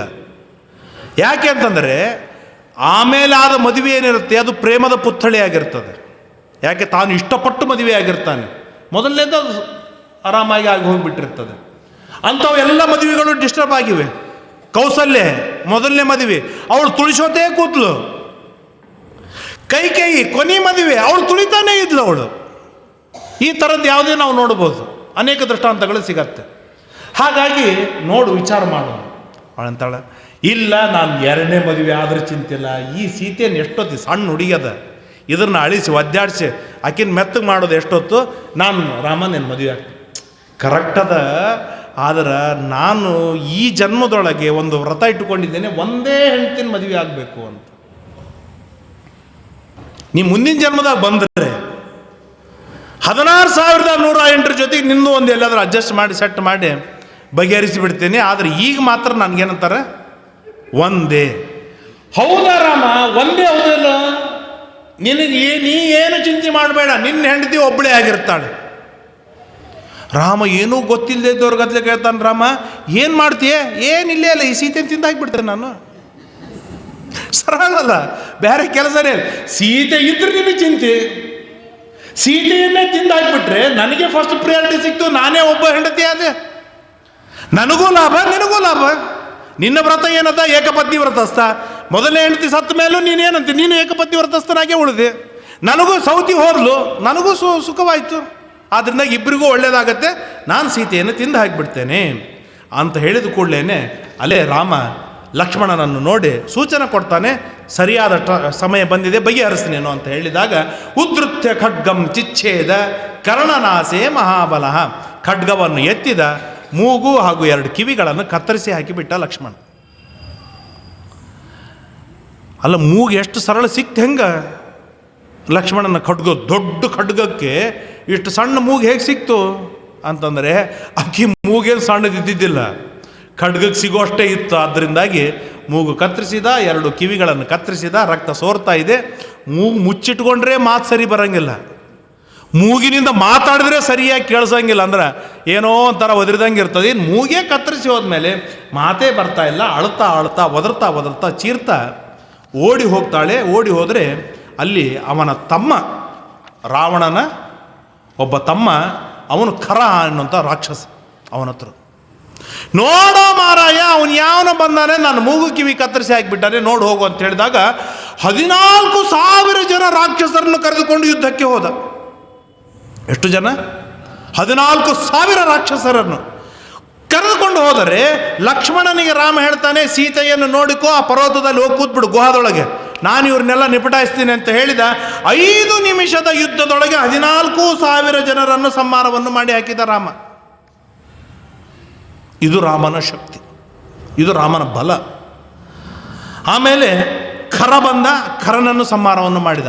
ಆ ಖರನ ತಮ್ಮ ಇನ್ನೊಬ್ಬನು ದೂಷಣ ಅಂತ. ಆ ದೂಷಣ ಮತ್ತು 14,000 ಜನರನ್ನು ತೆಗೆದುಕೊಂಡು ಬಂದ ಯುದ್ಧಕ್ಕೆ. ಈ ಇವರಿಬ್ಬರು ಬರೋದಕ್ಕೆ ಮುಂಚೆಗೆ 14,000 ಜನ ರಾಕ್ಷಸರೇ ಬಂದಿರ್ತಾರೆ. 3 ಬಾರಿ ಬರ್ತಾರೆ, 14,000 ಜನ. ಒಂದೇ ದಿನದ ಯುದ್ಧದೊಳಗೇನೆ ಅವರನ್ನೆಲ್ಲರನ್ನು ರಾಮ ಏಕಾಂಗಿಯಾಗಿ ಸಂಹಾರವನ್ನು ಮಾಡಿಬಿಟ್ಟ. ಏಕಾಂಗಿಯಾಗಿ ಸಂಹಾರವನ್ನು ಮಾಡಿ ಹಾಕಿದ ರಾಮ. ಆಮೇಲೆ ತ್ರಿಶಿರಸ ಅಂತ ಬರ್ತಾನೆ. ಅವನು ಯಾಕೆ ತ್ರಿಶಿರಸ ಅಂತವನು? 3 ತಲೆಗಳಿತ್ತು ಅವನಿಗೆ. ರುದ್ರದೇವರಿಗೆ ಹೇಗೆ 3 ಕಣ್ಣುಗಳು, ಹಾಗೆ 3 ತಲೆಗಳಿತ್ತು. 3 ತಲೆ, ಅವನು ತ್ರಿಶಿರಸ. ಅವನ ಯುದ್ಧ ಅಂತೂ ಹೇಳ್ತಾರೆ, ಒಮ್ಮಿಂದೊಮ್ಮೆರಿಗೆ ಬೆಟ್ಟಗಳನ್ನು ಸುರಿತಾನೆ ರಾಮನ ಮೇಲೆ. ಬೆಟ್ಟಗಳು ಬೀಳ್ತಾ ಇವೆ, ಏನು ಮಾಡಬೇಕು ಅಂತೇಳಿ ಆ ಬೆಟ್ಟಗಳನ್ನು ಭೇದಿಸೋದ್ರೊಳಗೇನೆ ನೀರಿನ ಮಳೆ ಸುರಿಸ್ತಾನೆ. ನೀರು ಬಂದು ಮಾಡೋದ್ರೊಳಗೆ ರಕ್ತದ ಮಳೆ ಸುರಿಸ್ತಾನೆ, ಕೆಂಡದ ಮಳೆ ಸುರಿಸ್ತಾನೆ. ಮುಂದೆ ನಿಂತು ಯುದ್ಧ ಆಡ್ತಾ ಇದ್ದಾನೆ ಅನ್ನೋದ್ರೊಳಗೇನೆ ಹಿಂದೆ ಬಂದಿರ್ತಾನೆ. ಹೀಗೆ ಮಾಯಾ ಯುದ್ಧವನ್ನು 100 ತರಹದಿಂದ ಪ್ರಯೋಗವನ್ನು ಮಾಡಿ ಭಾರೀ ಯುದ್ಧವನ್ನು ಆಡ್ತಾನೆ ಅವನು ತ್ರಿಶಿರಸ. ರಾಮ ಅತ್ಯಂತ ಸುಲಭದೊಳಗೇನೆ ಅವನ ಜೊತೆಗೆ ಯುದ್ಧ ಮಾಡಿ ಅವನನ್ನೂ ಕೂಡ ಸಂಹಾರವನ್ನು ಮಾಡಿ ಹಾಕಿಬಿಡ್ತಾನೆ. ಕೊನೆಗೆ ಖರ ಉಳಿತಾನೆ. ಏನು ಮಾಡಬೇಕು ಗೊತ್ತಾಗುವುದಿಲ್ಲ. ಖರಂತು ವಿರಥಂ ರಾಮ. ಖರ ಬರ್ತಾನೆ, ಅವನನ್ನು ವಿರಥನನ್ನಾಗಿ ಮಾಡಿ ಓಡಿಸಿಬಿಡ್ತಾನೆ. ಆಗ ಶೂರ್ಪಣಖೆ ಮತ್ತು ಖರ ಇಬ್ಬರು ಏನಂತಾರೆ, ಅಲ್ಲಿಂದ ಪಲಾಯನವನ್ನು ಮಾಡಿ ಹೋಗಿಬಿಡ್ತಾರೆ. ಅಂದರೆ ಒಂದು ದಂಡಕಾರಣ್ಯದೊಳಗೆ 14,000 × 4 ಅಂದರೆ 40,000 ಮೇಲೆ ಒಂದು 24,000, 16,000. ಅಂದರೆ ಒಂದೇ ದಿನದೊಳಗೆ 50,000 ಜನ ರಾಕ್ಷಸರನ್ನು ಸಂಹಾರವನ್ನು ಮಾಡಿ ಹಾಕಿದ ಏಕಾಂಗಿಯಾಗಿರ್ತಕ್ಕಂಥ ರಾಮ. ಇದು ರಾಮದೇವರ ಒಂದು ಅತ್ಯದ್ಭುತವಾಗಿರ್ತಕ್ಕಂತಹ ಬಲ ಎಂಬುದಾಗಿ ಹೇಳ್ತಾರೆ. ಇದು ರಾಮನ ಶಕ್ತಿ. ಅದಕ್ಕೆ ಮುಂದೊಮ್ಮೆ ಕಥೆ ಬರುತ್ತೆ.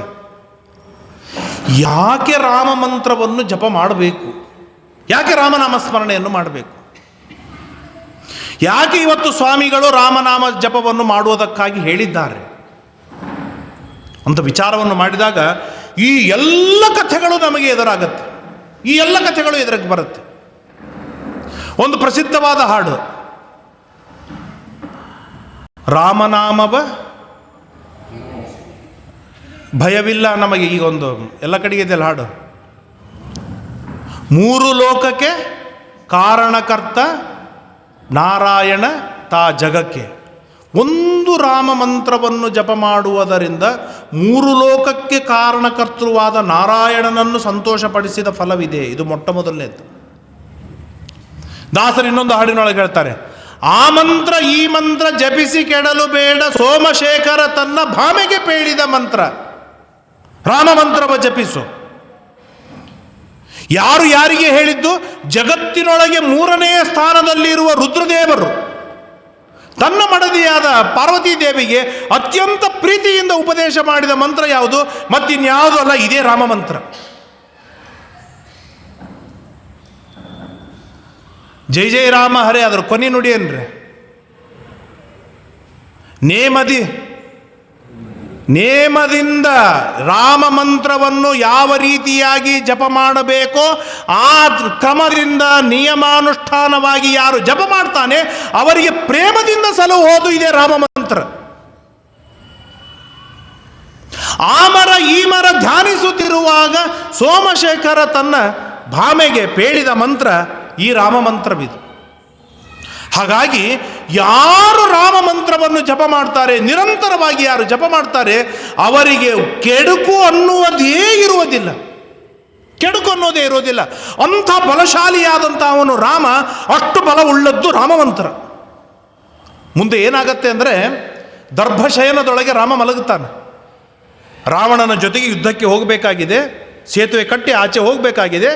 ಒಂದು ದಿವಸ ಸಮುದ್ರ ಜಾಗ ಬಿಡ್ತಾನೇನೋ ಅಂತ ಕಾಯುವುದಕ್ಕಾಗಿ ರಾಮ ಅಲ್ಲಿ ರಾತ್ರಿ ಮಲಗುತ್ತಾನೆ. ರಾತ್ರಿ ಮಲಗಿದಾಗ ವಿಭೀಷಣ ಬರ್ತಾನೆ. ವಿಭೀಷಣ ಬಂದು ಕಾಲಿಗೆ ಬಿದ್ದು ಕೇಳ್ಕೊತಾನೆ, ರಾಮ ನನಗಲ್ಲಿ ಭಾಳ ಪೀಡೆ ಆಗಿದೆ, ನಾನು ನಿನಗೆ ಶರಣು ಬಂದಿದ್ದೇನೆ, ನೀನು ನನ್ನ ಪರವಾಗಿ ನಿಂತು ಯುದ್ಧವಾಡಬೇಕು, ನನಗೆ ರಾಜ್ಯ ಕೊಡಬೇಕು, ನಾನು ನಿನ್ನ ಪಕ್ಷದೊಳಗೆ ಬಂದು ಸೇರಿಕೊಳ್ತೇನೆ ಅಂತ ಕಾಲಿಗೆ ಬಿದ್ದು ಬೇಡಿಕೊಳ್ತಾನೆ. ಬೇಡಿಕೊಂಡಾಗ ಸುಗ್ರೀವ, ಜಾಂಬುವಂತ, ಅಂಗದ, ನೀಲ, ನಲ ಮೊದಲಾದ ಎಲ್ಲ ಕಪಿಗಳೂ ವಿಚಾರ ಮಾಡಿ ಹೇಳ್ತಾರೆ, ಇವನನ್ನು ಕರೆದುಕೊಳ್ಳೋದು ಬೇಡ, ನಮ್ಮ ಪಕ್ಷದೊಳಗೆ ಕರೆದುಕೊಳ್ಳೋದು ಬೇಡ. ಯಾಕೆ ಅಂತ ರಾಮ ಕೇಳ್ತಾನೆ. ಏನಿಲ್ಲ, ಇವನು ಮಾಯಾವಿ ಇದ್ದಾನೆ ಒಂದು. ಎರಡನೇದು ರಾವಣನ ಸಾಕ್ಷಾತ್ ತಮ್ಮ ಇದ್ದಾನೆ. ನಾವೇನೋ ಒಂದು ಪ್ಲ್ಯಾನ್ ಮಾಡಿದೆವು, ಹೇಗೆ ಯುದ್ಧ ಆಡಬೇಕು ಅಂತ ಒಂದು ಪ್ಲ್ಯಾನ್ ಮಾಡಿದೆವು. ರಾತ್ರಿ ರಾವಣನಿಗೆ ಹೋಗಿ ಸುದ್ದಿ ಮುಟ್ಟಿಸಿ ಅವನು ಬೆಳಿಗ್ಗೆ ಅನ್ನೋಟೊತ್ತಿಗೆ ಇಲ್ಲಿ ಬಂದುಬಿಟ್ಟಿದ್ರೆ ಏನು ಮಾಡ್ತಾರೋ ಗೊತ್ತಾಗುವುದಿಲ್ಲ. ಈ ರಾಕ್ಷಸರು ನಂಬಲಿಕ್ಕೆ ಸಾಧ್ಯವೇ ಇಲ್ಲ. ಆದ್ದರಿಂದ ಇವನನ್ನು ಸ್ವೀಕಾರವನ್ನು ಮಾಡೋದೇ ಬೇಡ ಅಂತ ಎಲ್ಲ ಕಪಿಗಳು ಒಂದೇ ಸ್ವರದೊಳಗೆ ಹೇಳ್ತಾರೆ. ಕೊನೆಗೆ ಹನುಮಂತನಿಗೆ ಕೇಳ್ತಾರೆ, ಹನುಮಂತ ಏನಪ್ಪ ನಿನ್ನ ಅಭಿಪ್ರಾಯ? ಸ್ವೀಕಾರ ಮಾಡು, ವಿಷ್ಣು ಭಕ್ತನಿದ್ದಾನೆ, ಸ್ವೀಕಾರವನ್ನು ಮಾಡು. ರಾಮದೇವರು ವಿಚಾರ ಮಾಡಲಿಲ್ಲ, ಸ್ವೀಕಾರ ಮಾಡಿಬಿಟ್ಟ. ಆ ಕಥೆ ನಮಗೆ ಬೇಡ. ಇದು ಹನುಮಂತನ ಮಹಿಮೆಯನ್ನು ತೋರಿಸಿಕೊಡುವಂಥ ಕಥೆ. ಈ ಕಥೆ ಬೇಡ, ಯಾಕೆ ಹನುಮಂತ ದೇವರು ಮುಂದೆ ಬರ್ತಾರೆ, ಆಗ ತಿಳ್ಕೊಳ್ಳೋಣ. ನಮಗೀಗ ಬೇಕಾಗಿದ್ದೇನೋ ರಾಮದೇವರ ಬಲ. ಎಲ್ಲ ಕಪಿಗಳು ಗುಸು ಚರ್ಚೆ ಶುರು ಮಾಡಿದರು. ಬೇಡ ಅಂತ ಹೇಳಿದ್ವಿ, ಕರ್ಕೊಂಬಿಟ್ಟ. ಹನುಮಂತನ ಮಾತು ಕೇಳ್ತಾನೆ. ಅವನಿಗೆ ರಾಮನಿಗೆ ಹನುಮಂತ, ಹನುಮಂತನಿಗೆ ರಾಮ. ನಮಗೆ ಯಾರಿಗೂ ವ್ಯಾಲ್ಯೂ ಇಲ್ಲೇ ಇಲ್ಲ, ನಮಗೇನೂ ಕಿಮ್ಮತ್ತು ಕೊಡುವುದೇ ಇಲ್ಲ. ನಾವು ಎಷ್ಟು ಬೇಡ ಅಂತ ಹೇಳ್ತೀವಿ, ಕೇಳುವುದಿಲ್ಲ. ನಾವೇನೋ ಪ್ಲ್ಯಾನ್ ಮಾಡಿದ್ವಿ, ಸೇತುವೆ ಕಟ್ಟಬೇಕು ಅಂತ ಪ್ಲ್ಯಾನ್ ಮಾಡಿದ್ವಿ, ಅವನು ಹೋಗಿ ಹೇಳಿಬಿಟ್ಟ ಅಂತಂದ್ರೆ ಮರುದಿವ್ಸ ಸೇತುವೆ ಹಾಳು ಮಾಡಿಬಿಟ್ರೆ ಏನು ಮಾಡೋದು ನಾವು ಅಂತ ಹೇಳಿ ಎಲ್ಲರಿಗೂ ರಾಮನಿಗೆ ಬೈಲಿಕ್ಕೆ ಶುರು ಮಾಡಿದರು. ರಾಮನಿಗೆ ಒಂದು ಏನಂತಾರೆ ಚರ್ಚೆ ಶುರು ಆಯಿತು. ಆಗ ರಾಮ ಸುದ್ದಿ ಬಿಟ್ಟಿತ್ತು ರಾಮನ ಕಿವಿಗೆ, ಎಲ್ಲರಿಗೆ ಕರಿತಾನೆ, ಬರ್ರೋ ಇಲ್ಲಿ. ಎಲ್ಲರೂ ಬರ್ತಾರೆ. ಬಂದಾಗ ಹೇಳ್ತಾನೆ ರಾಮ, ಇಲ್ಲಿ ನಾನು ಇಷ್ಟು ಬಟ್ಟಿಟ್ಟಿನಿ, ನಾನು ಒಂದು ಬಟ್ಟಿಡ್ತಾನೆ ತಾನು ಬಟ್ಟನ ಏನು ಬಟ್ಟಿಟ್ಟು ಹೇಳ್ತಾನೆ, ಸಬ್ರಹ್ಮಕಾಸುರಗಣ ಸಹ ದೈತ್ಯ ಮರ್ತ್ಯ ಸರ್ವೇ ಸಮೇತ್ಯ ಚ ಮದಂಗುಲಿ ಚಾಲನೇಪಿ ಅನಂತ ಬ್ರಹ್ಮರು, ಅನಂತ ರುದ್ರರು, ಅನಂತ ಇಂದ್ರರು, ಅನಂತ ದೇವತೆಗಳು ಬಂದು ಈ ಬಟ್ಟನ್ನು ಅಳುಗಾಡಿಸ್ಲಿ, ನೋಡಿಬಿಡೋಣ, ಅಳುಗಾಡಿಸ್ಲಿ. ಯಾರಪ್ಪನಿಗೂ ಸಾಧ್ಯವಿಲ್ಲ, ಅಷ್ಟು ಬಲ ನನಗಿದೆ. ಈ ವಿಭೀಷಣ ಯಾವ ಮೂಲಿದೆ ಅವ್ರ ಮುಂದೆ? ನನಗೆ ಇವರಿಂದ ಹೆದರಿಕೆ ಅಂತೀಯ? ಅಂದರೆ ರಾಮ ನಮ್ಮ ಪಕ್ಕದೊಳಗೆ ಇದ್ದಾರೆ ಅಂತಂದರೆ ಅನಂತ ಬ್ರಹ್ಮದೇವರು ನಮ್ಮನ್ನು ಏನು ಮಾಡಲಿಕ್ಕೆ ಸಾಧ್ಯವಿಲ್ಲ, ಅನಂತ ರುದ್ರರು, ಅನಂತ ಇಂದ್ರರು ನಮಗೇನು ಮಾಡಲಿಕ್ಕೆ ಸಾಧ್ಯವಿಲ್ಲ. ಇದು ರಾಮ ಮಂತ್ರದ ಬಲವಿದೆ. ಇದು ರಾಮ ಮಂತ್ರದಲ್ಲಿರುವಂತಹ ಅಭೂತಪೂರ್ವವಾಗಿರ್ತಕ್ಕಂಥ ಶಕ್ತಿ ಇದು. ಮುಂದೆ ರಾಮ ಹೇಳ್ತಾನೆ, ವೇದದಲ್ಲಿ ಬರುವಂಥ ಮಾತು, ಇಡೀಯಾದ ಬ್ರಹ್ಮಾಂಡ ನನ್ನ ಎದುರಿಗೆ ಒಂದಾಗಿ ಬರಲಿ ಯುದ್ಧಕ್ಕೆ, ಇಡೀಯಾದ ಬ್ರಹ್ಮಾಂಡ ಎರಡಾಗಿ ನನ್ನ ಜೊತೆಗೆ ಯುದ್ಧಕ್ಕೆ ಬರಲಿ, ಇಡೀಯಾದ ಬ್ರಹ್ಮಾಂಡ ನನ್ನ ಜೊತೆಗೆ ಮೂರಾಗಿ ಯುದ್ಧಕ್ಕೆ ಬರಲಿ. ಖಳೇನ ಪರುಷ ನಿಹಿನಮ್ಮಿ ಬೂರಿ, ಹೇಗೆ ಇಡ್ಲಿ ತಿನ್ನೋದಕ್ಕೆ ಉದ್ದಿನ ಬೇಳೆಯನ್ನು ರುಬ್ಬಿ ಹಾಕ್ತೀವಲ್ಲ, ಹಾಗೆ ರುಬ್ಬಿ ಹಾಕ್ತೇನೆ ಅಂತಾನೆ ದೇವರು. ಒರಳು ಕಲ್ಲಿನೊಳಗೆ ಹಾಕಿ, ಗುಂಡು ಕಲ್ಲಿನ ತೆಳಗೆ ಹಾಕಿ ರುಬ್ಬಿ ಹಾಕ್ತೇನೆ, ಇದು ನನ್ನ ಶಕ್ತಿ, ಇದು ನನ್ನ ಸಾಮರ್ಥ್ಯ ಅಂತ ಹೇಳ್ತಾನೆ. ಈ ತರಹದ ಶಕ್ತಿ ಸಾಮರ್ಥ್ಯಗಳು ಉಳ್ಳವ ನನ್ನ ಪಕ್ಕದಲ್ಲಿ ಇರಬೇಕು, ನನ್ನ ಭಕ್ತಿಗೆ ವಶನಾಗಿರಬೇಕು.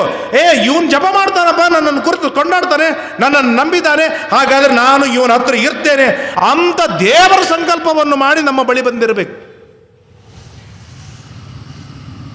ಇದು ರಾಮಮಂತ್ರದ ಜಪದ ಮಹಿಮೆ. ಇದು ರಾಮಮಂತ್ರವನ್ನು ಜಪಿಸುವವರಿಗೆ ಜಗತ್ತಿನೊಳಗೆ ಕೇಡೇ ಇಲ್ಲ ಅಂತ ಹೇಳ್ತಾರೆ, ಜಗತ್ತಿನೊಳಗೆ ಕೇಡೇ ಇಲ್ಲ ಅಂತ ಹೇಳ್ತಾರೆ. ಆಗ ಲಕ್ಷ್ಮಣ ಒಂದು ಪ್ರಾರ್ಥನೆಯನ್ನು ಮಾಡ್ತಾನೆ, ಇಷ್ಟೆಲ್ಲ ದೈತ್ಯರನ್ನು ಸಂಹಾರ ಮಾಡಿದೆ ರಾಮ, ಕೆಲವು ಒಳ್ಳೆಯವರನ್ನು ಉದ್ಧಾರ ಮಾಡಿದೆ, ಕೆಲವರಿಗೆ ಶಿಕ್ಷೆ ಕೊಟ್ಟು, ಎಲ್ಲ ಸರಿ ಇದೆ, ಏನಿದೆ ನಿನ್ನಲ್ಲಿ ಅಂಥದ್ದು? ನನಗೂ ಒಳ್ಳೆಯದಾಗಬೇಕು, ನನಗೂ ನಿನ್ನ ಕರುಣೆ ಬರಬೇಕು ಅಂತಂದ್ರೆ ನಾ ಏನು ಮಾಡಬೇಕು ಅಂತ ಕೇಳಿದಾಗ ಬಹಳ ಸುಂದರವಾಗಿ ಹೇಳ್ತಾನೆ. ನಾವೆಲ್ಲ ನೆನಪಿಟ್ಟುಕೊಳ್ಳುವಂಥ ಅಂಶ ಅಧ್ಯಾತ್ಮ ರಾಮಾಯಣದಲ್ಲಿ ಬರುತ್ತೆ. ಏವಂ ಮದ್ಭಕ್ತಿಯುಕ್ತಾನಾಂ ಆತ್ಮ ಸಮ್ಯಕ್ ಪ್ರಕಾಶತೆ. ನೋಡೋ ಲಕ್ಷ್ಮಣ, ಯಾರು ನನ್ನಲ್ಲಿ ಭಕ್ತಿಯನ್ನು ಮಾಡುವವರಾಗಿದ್ದಾರೆ, ಅತ್ಯಂತ ಸುದೃಢವಾದ ಭಕ್ತಿಯನ್ನು ಮಾಡುವವರಿದ್ದಾರೆ, ಅವರ ಆತ್ಮನೇ ಭಾರಿ ಬೆಳಕಿಗೆ ಬರ್ತಾನೆ, ಅವರ ಸ್ವಾಮಿಯಾದ ಬಿಂಬನಾದ ದೇವರೇ ಭಾರಿ ಅದ್ಭುತವಾದ ಪ್ರಕಾಶಕ್ಕೆ ಬರ್ತಾನೆ. ನನ್ನಲ್ಲಿ ಭಕ್ತಿಯನ್ನು ಮಾಡುವುದನ್ನು ಕಲಿ ಮೊಟ್ಟ ಮೊದಲಿಗೆ ಅಂತ ರಾಮ ಲಕ್ಷ್ಮಣನಿಗೆ ಹೇಳ್ತಾನೆ. ಇದು ದೇವರಲ್ಲಿ ಮಾಡುವ ಭಕ್ತಿಯ ಪರಾಕಾಷ್ಠೆ, ಅದ್ಭುತವಾದ ಪರಾಕಾಷ್ಠೆ. ಭಕ್ತರಿಗೆ ಕಷ್ಟಗಳು ಬಂದಿಲ್ಲ ಅಂತಿಲ್ಲ, ನೂರಾರು ಕಷ್ಟಗಳು ಬಂದಿವೆ, ಸಾವಿರಾರು ಕಷ್ಟಗಳು ಬಂದಿವೆ. ಆ ತರಹದ ಕಷ್ಟಗಳು ನಮಗ್ಯಾರಿಗೂ ಬಂದಿಲ್ಲ, ಅಂತಂಥ ಕಷ್ಟಗಳು ಬಂದಿವೆ. ಆದರೆ ಆ ಎಲ್ಲ ಕಷ್ಟಗಳನ್ನು ಹತ್ತಿ ಎತ್ತಿಟ್ಟ ಹಾಗೆ ಸುಲಭದೊಳಗೆ ಪಾರು ಮಾಡಿ ಹಾಕಿದ್ದಾನೆ. ಇದು ದೇವರ ಅತ್ಯದ್ಭುತವಾದ ಕಾರುಣ್ಯ, ಭಕ್ತರ ಮೇಲೆ ಮಾಡುವಂಥ ಕಾರುಣ್ಯವಿದು. ಬಹಳಷ್ಟು ಮಾತಾಡ್ತಾನೆ. ಮದ್ಭಕ್ತೋ ಕಾರಣಂ ಕಿಂಚಿತ್ ವಕ್ಷಾಮಿ ಶೃಣು ತತ್ವತಃ. ಹೇಗೆ ಮಾಡಬೇಕು ನಿನ್ನಲ್ಲಿ ಭಕ್ತಿಯನ್ನು ಹೇಗೆ ಮಾಡಬೇಕು ಸ್ವಾಮಿ ಅಂತ ಕೇಳಿದಾಗ ಹೇಳ್ತಾನೆ, ಮದ್ಭಕ್ತ ಸಂಗಮ, ನನ್ನ ಭಕ್ತರ ಸಹವಾಸವನ್ನು ಮೊಟ್ಟ ಮೊದಲಿಗೆ ನೀನು ಮಾಡು. ಗಂಗೆ ಮಿಂದರೆ ಮಲವು ಹಿಂಗಿತಲ್ಲದೆ ರಂಗನೊಲೆಯನೂ ಭಕ್ತರ ಸಂಘ ದೊರೆಯದೆ. ಇವತ್ತು ನಮ್ಮ ಜೊತೆಗೆ ಹರಟಿ ಹೊಡೆಯೋರು ಯಾರಾದರೂ ದೇವರು ಗುರುಗಳಂದ್ರೆ ಹರಟಿ ಕೇಳಲಿಕ್ಕೆ ಮನಸ್ಸು ಬರುವುದಿಲ್ಲ. IPL ಹರಟಿ ಹೊಡೆದ್ರೆ ಬೇಕಾದಷ್ಟು ಮಜಾ ಮಾಡುತ್ತೆ, ರಾಜಕಾರಣದ ಹರಟಿ ಹೊಡೆದ್ರೆ ಇನ್ನೂ ಎಂಜಾಯ್ ಬರುತ್ತೆ. ಈ ನಮಗೆ ಸಂಬಂಧೇ ಇಲ್ಲ, ಟ್ರಂಪು ನೇತನ್ಯಾಹು ಅವ್ರದ್ದು ಯುದ್ಧ ಕೇಳಿದ್ರೆ ಆನಂದವಾಗತ್ತೆ. ಅದರಿಂದ ನಮಗೆ ದೇವರಲ್ಲಿ ಭಕ್ತಿ ಬರಲಿಕ್ಕೆ ಸಾಧ್ಯವೇ ಇಲ್ಲ. ನಮ್ಮ ಗೆಳೆಯರು, ನಮ್ಮ ಆತ್ಮೀಯರು ಹೇಗಿರಬೇಕು ಅಂತಂದರೆ, ಅವ್ರ ಹತ್ತಿರ ಹೋದ ಕೂಡಲೇ ದೇವರ ಮಹಿಮೆ ಶುರು ಮಾಡಿರ್ಬೇಕು ಅವರು. ಅಂಥವ್ರು ಕಂಡಿನಿ ನಾನು ಅನುಭವಿಸೀನಿ. ನಾನು ಸಣ್ಣವನಿದ್ದೆ, ಒಬ್ಬರ ಹತ್ರ ಹೋಗ್ತಿದ್ದೆ. ಹೋದ ಕೂಡಲೇ ಅವ್ರು ಹೇಳ್ಬೇಕು, ಗೋಪಾಲ ಬಂದ್ಯಾ, ಭಾಳ ಚಲೋ ಆಯ್ತಪ್ಪ, ನಿಮ್ಮಪ್ಪ ಹೆಂಗಿದ್ದಾನ ಅಂತ ಹೇಳಿ 1 ಹಾಡು 2 ಹಾಡು 4 ಹಾಡು 8 ಹಾಡು 10 ಹಾಡು ಹೇಳಬೇಕು, ಅರ್ಥ ಹೇಳಬೇಕು, ತಾವು ತಿಳ್ಕೊಂಡಿದ್ದು ಹೇಳಬೇಕು, ಎಲ್ಲ ಹೇಳಬೇಕು. ನಾನು ಸಣ್ಣವನು ತಿಳಿತಿದ್ದಿಲ್ಲ, ಆದರೆ 1 ತಾಸು 1.5 ತಾಸು ಚೆನ್ನಾಗಿ ಹೇಳಬೇಕು, ಮಾತಾಡಬೇಕು. ನೋಡಪ್ಪ ನಂದೆಲ್ಲ ಮುಗೀತು, ನೀನು ಮಾತಾಡು, ನೀ ಏನಾದರೂ ಹೇಳೋದಿದ್ರೆ ಹೇಳು. ನನಗೇನು ಗೊತ್ತಿತ್ತು, 1-2 ಹೇಳ್ತಿದ್ದೆ. ಹೇಳಿದ ಮುಗಿದ ಕೂಡಲೇ ಆಯಿತು ಮುಗಿತಾ, ಹೊರಟ್ತೀಯ, ನಿಮ್ಮ ಅಪ್ಪ ಕೇಳಿನ ಅಂತ ಹೇಳು, ಕೊಟ್ಟು ಕಳಿಸ್ಬಿಡೋದು. ಕ್ಯಾಜುವಲ್ ಹರಟಿ, ಮೊದಲಿಗೊಂದು ಕೊನೆಗೊಂದು. ಆದರೆ ಇಡೀ ತಾಸು 2 ತಾಸು ನಿರಂತರವಾಗಿ ದೇವರ ನಾಮಸ್ಮರಣೆ. ಇದು ರಾಮ ಹೇಳ್ತಾನೆ, ಈ ತರಹದ ಪ್ರಭಾವದಿಂದಲೇ ಭಕ್ತಿ ಬೆಳೆಯಲಿಕ್ಕೆ ಸಾಧ್ಯವಿದೆ. ಮದ್ಭಕ್ತ ಸಂಗಮ. ಎರಡನೇದು ಅವರ ಸೇವಾ, ಚೆನ್ನಾಗಿ ಸೇವೆಯನ್ನು ಮಾಡೋದು. ಸೇವೆ ಮಾಡಿಸಿಕೊಂಡ ಮೇಲೆ ಅವ್ರು ಏನಾದರೂ ಕೊಡಬೇಕು, ಅವ್ರ ಹೊಣೆಗಾರಿಕೆ ಇರುತ್ತೆ. ಏನು ಕೊಡಬೇಕು ಅವರು? ಗುರುಗಳು ಏನು ಕೊಟ್ಟಾರೋ ಅವ್ರ ಹತ್ರ ಏನಿದೆ? ದೇವರ ಮಹಿಮೆಗಳನ್ನೇ ಕೊಡಬೇಕೆ ಹೊರತು. ಯಾಕೆಂದರೆ ಗುರುಗಳ ಹತ್ರ ಸೇವೆಗೆ ಬಂದವರು ಸಾಮಾನ್ಯವಾಗಿ ಗುರುಗಳಿಗಿಂತ ಹೆಚ್ಚು ಶ್ರೀಮಂತರೇ ಆಗಿರ್ತಾರೆ. ಹಾಗಾಗಿ ಅವರಿಗೇನು ದುಡ್ಡು ಗಿಡ್ಡು ಕೊಡಬೇಕಾದ ಅವಶ್ಯಕತೆ ಇರೋದಿಲ್ಲ. ಅವರಿಗೆ ಕೊಡುವುದು ಏನಿದೆ, ಕೇವಲ ಕೇವಲ ಕೇವಲ ಭಗವಂತನ ಮಹಿಮೆಗಳನ್ನು, ಸೇವಾ. ಅದು ಹೇಗೆ? ಮದ್ಭಕ್ತಾನಾಂ ನಿರಂತರಂ, ನಿತ್ಯದೊಳಗೂ ಸೇವೆಯನ್ನು ಮಾಡೋದು, ನಿತ್ಯದೊಳಗೂ ಸೇವೆಯನ್ನು ಮಾಡೋದು. ಮುಂದೆ ಹೇಳ್ತಾರೆ ಮೂರನೇ, ಇದು ಯಾವುದು ನಮ್ಮ ಕೈಲಿ ಆಗದೇ ಇದ್ದದ್ದೇ ಹೇಳ್ತಾರನ್ನ, ಅದನ್ನು ನಾವು ಗಟ್ಟಿ ಇಟ್ಕೊಂಡೇ ಹೋಗೋಣ ಅಂತ. ಮೂರನೇದು ಏನು ಅಂತಂದರೆ ಏಕಾದಶಿ ಉಪವಾಸಾದಿ. ಯಾವ ಕಾರಣಕ್ಕೂ ಕೂಡ ಏಕಾದಶಿ ಉಪವಾಸ ತಪ್ಪಿಸುವ ಹಾಗೇ ಇಲ್ಲ. ಅವನು ವಿಷ್ಣು ಭಕ್ತರೊಳಗೆ ಬರುವುದೇ ಇಲ್ಲ ಏಕಾದಶಿ ಉಪವಾಸ ತಪ್ಪಿಸಿದ. ಏನು ಏಕಾದಶಿ ಉಪವಾಸಕ್ಕೂ ವಿಷ್ಣುವಿಗೂ ಏನು ಸಂಬಂಧ ಅಂದರೆ, ಕಮಲದ ಲೋಗೋ ಹಾಕಿಕೊಂಡವನು ಈ ಪಕ್ಷದೊಳಗೆ ಅವನು ಇನ್ವಾಲ್ವ್, ಈ ಪಕ್ಷದ ಸದಸ್ಯ. ಕಮಲದ ಚಿಹ್ನೆ ಇಲ್ಲದೇ ಇದ್ದರೆ ಅವನು ಎಷ್ಟಾದರೂ ಅವನು ಹಿಂದೂ ಅಂತ ಗುರುತಿಸ್ತಾರೆ ಹೊರತು ಇವನು BJP ಅವನಂತೂ ಗುರುತಿಸೋದಿಲ್ಲ. ಸರಿನಾ? ಹಾಗೇನೆ ವಿಷ್ಣು ಪ್ರೀತಿಕರವಾದ ಏಕಾದಶಿ, ವಿಷ್ಣು ಪ್ರೀತಿಕರವಾದ ವಿಷ್ಣು ಸಹಸ್ರನಾಮ, ವಿಷ್ಣು ಪ್ರೀತಿಕರವಾದ ಗಾಯತ್ರಿ, ಇವುಗಳನ್ನು ಮಾಡ್ತಾ ಇದ್ರೇನೇ ಅವನು ವಿಷ್ಣು ಭಕ್ತ. ವಿಷ್ಣು ಸಹಸ್ರನಾಮ ಏಕಾದಶಿ ಮಾಡದೇ ಇದ್ದರೆ ಭಕ್ತರ ಗುಂಪಿನೊಳಗೆ ಬರುವುದಿಲ್ಲ. ಸಂಧ್ಯಾವಂದನ ಮಾಡದೇ ಇದ್ದರೆ ಬ್ರಾಹ್ಮಣರ ಗುಂಪಿನೊಳಗೆ ಅವನು ಸೇರುವುದಿಲ್ಲ. ಅವನೊಬ್ಬ ಒಳ್ಳೆ ಮನುಷ್ಯ. ಹಿಂದೂ ಹೇಗೆ, ಹಾಗೆ ಇವನೊಬ್ಬ ಒಳ್ಳೆ ಮನುಷ್ಯ, ಸಜ್ಜನ, ಸದಾಚಾರಿ. ಆದರೆ ಆ ಗುಂಪಿನೊಳಗೆ ಸೇರಬೇಕು ಅಂತಂದರೆ ಆ ಕ್ವಾಲಿಫಿಕೇಶನ್ ಇರಲೇಬೇಕು. ಹಾಗೆ ನನ್ನ ಭಕ್ತರ ಗುಂಪಿನೊಳಗೆ ಸೇರಬೇಕು, ಏಕಾದಶಿ ಆದಿ ಉಪವಾಸ ಮಾಡಲೇಬೇಕು. ಇದು ರಾಮ ಯಾರಿಗೆ ಹೇಳಿದ ಮಾತು? ಲಕ್ಷ್ಮಣನಿಗೆ ಹೇಳಿದ ಮಾತು. ಏಕಾದಶಿ ಉಪವಾಸಾದಿ ಮಮ ಪರಮಾನುಮೋದನಂ ಮತ್ ಕಥಾ ಶ್ರವಣೆ. ನಿರಂತರವಾಗಿ ರಾಮಾಯಣವನ್ನು ಕೇಳುವುದೇ, ಅಖಂಡವಾಗಿ ರಾಮಾಯಣವನ್ನು ಕೇಳುವುದೇ. ನಮ್ಮಲ್ಲಿ ಆ ತರಹದ ಪದ್ಧತಿ ಇತ್ತು. ಬೆಳಿಗ್ಗೆ ಭಾಗವತ, ಮಧ್ಯಾಹ್ನ ಮಹಾಭಾರತ, ಸಾಯಂಕಾಲ ರಾಮಾಯಣ ಕೇಳಿಯೇನೇ ಅವತ್ತಿನ ದಿನವನ್ನು ಕಳೆಯೋದು. ಇದು 3 ಎಪಿಸೋಡ್ ನಮ್ಮಲ್ಲಿ ಅನಾದಿ ಕಾಲದಿಂದ ಬಂದ ಪದ್ಧತಿ. ಈ ಪದ್ಧತಿಯನ್ನು ಅಡಾಪ್ಟ್ ಮಾಡಿದರೂ ಇವತ್ತಿನ ಧಾರಾವಾಹಿಯ ಪ್ರೊಡ್ಯೂಸರ್ಗಳು. ಇವ್ರು 3 ಯಾಕೆ, ಇವ್ರು 8 ನೋಡಲಿ, ನಮ್ಮ ಹತ್ರ ಬ್ಯುಸಿ ಆಗಿರಲಿ ಅಂತೇಳಂದು ಅವರು ಸೆಟ್ ಮಾಡಿಕೊಂಡ್ರು. ಹಾಗಾಗಿ ನಮ್ಮ ಮೈಂಡ್ ಸೆಟ್ಟು ಹಾಗೆ ಆಯಿತು. ಈ ಕಥೆಗಳು, ಈ ಗುಣಗಳು, ಈ ಶಕ್ತಿ, ಈ ಪ್ರಭಾವಗಳು ಮೇಲಿಂದ ಮೆಲುಕು ಹಾಕ್ತಾ ಇದ್ರೆ ಇವು ಗಟ್ಟಿ ಆಗ್ತಿತ್ತು. ಇದರಿಂದ ನಾವು ವಂಚಿತರಾದೆವು. ಎಷ್ಟರ ಮಟ್ಟಿಗೆ ವಂಚಿತರಾದೆವು ಅಂತಂದರೆ, ಈ ಊರಿನೊಳಗೆ ದೊಡ್ಡ ಪುಣ್ಯ 60-70 ಜನ ಇಲ್ಲಿ ಉಪನ್ಯಾಸಕ್ಕೆ ಬರ್ತೀರಿ, ಇದು ಭಾಳ ಸಂತೋಷ. ಆದರೆ ಯಾವ ಹುಡುಗರು ಬರುವುದಿಲ್ಲ. ಯಾಕೆ ಅಂತಂದರೆ ಅವರಿಗೆ ಗುಣಗಳ ಜ್ಞಾನವೇ ಆಗೋದು ಬೇಡ ಅನ್ನೋ ಕಾನ್ಸೆಪ್ಟ್ ನಮ್ಮದು. ಎಷ್ಟು ಕಡೆಗೆ ನನಗೆ ಅನುಭವ ಬರುತ್ತೆ ಅಂತಂದರೆ, ಉಪನ್ಯಾಸಕ್ಕೆ ಹೋಗ್ಕೊಳ್ಳಿ, ಆಚಾರ ಬಂದರು ನಡೀರಿ ನೀವು ಅಂತ ಹೊರಗೆ ಹೊತ್ತಾಗಿ ಕಳಿಸಿಬಿಡ್ತಾರೆ. ಯಾಕೆಂದ್ರೆ ತಪ್ಪಿ ಅವನೇನಾದ್ರೂ ವಿಷ್ಣು ಭಕ್ತನಾಗಿ ಕನ್ವರ್ಟ್ ಆಗಿಬಿಟ್ರೆ ಏನ್ ಮಾಡೋಣ?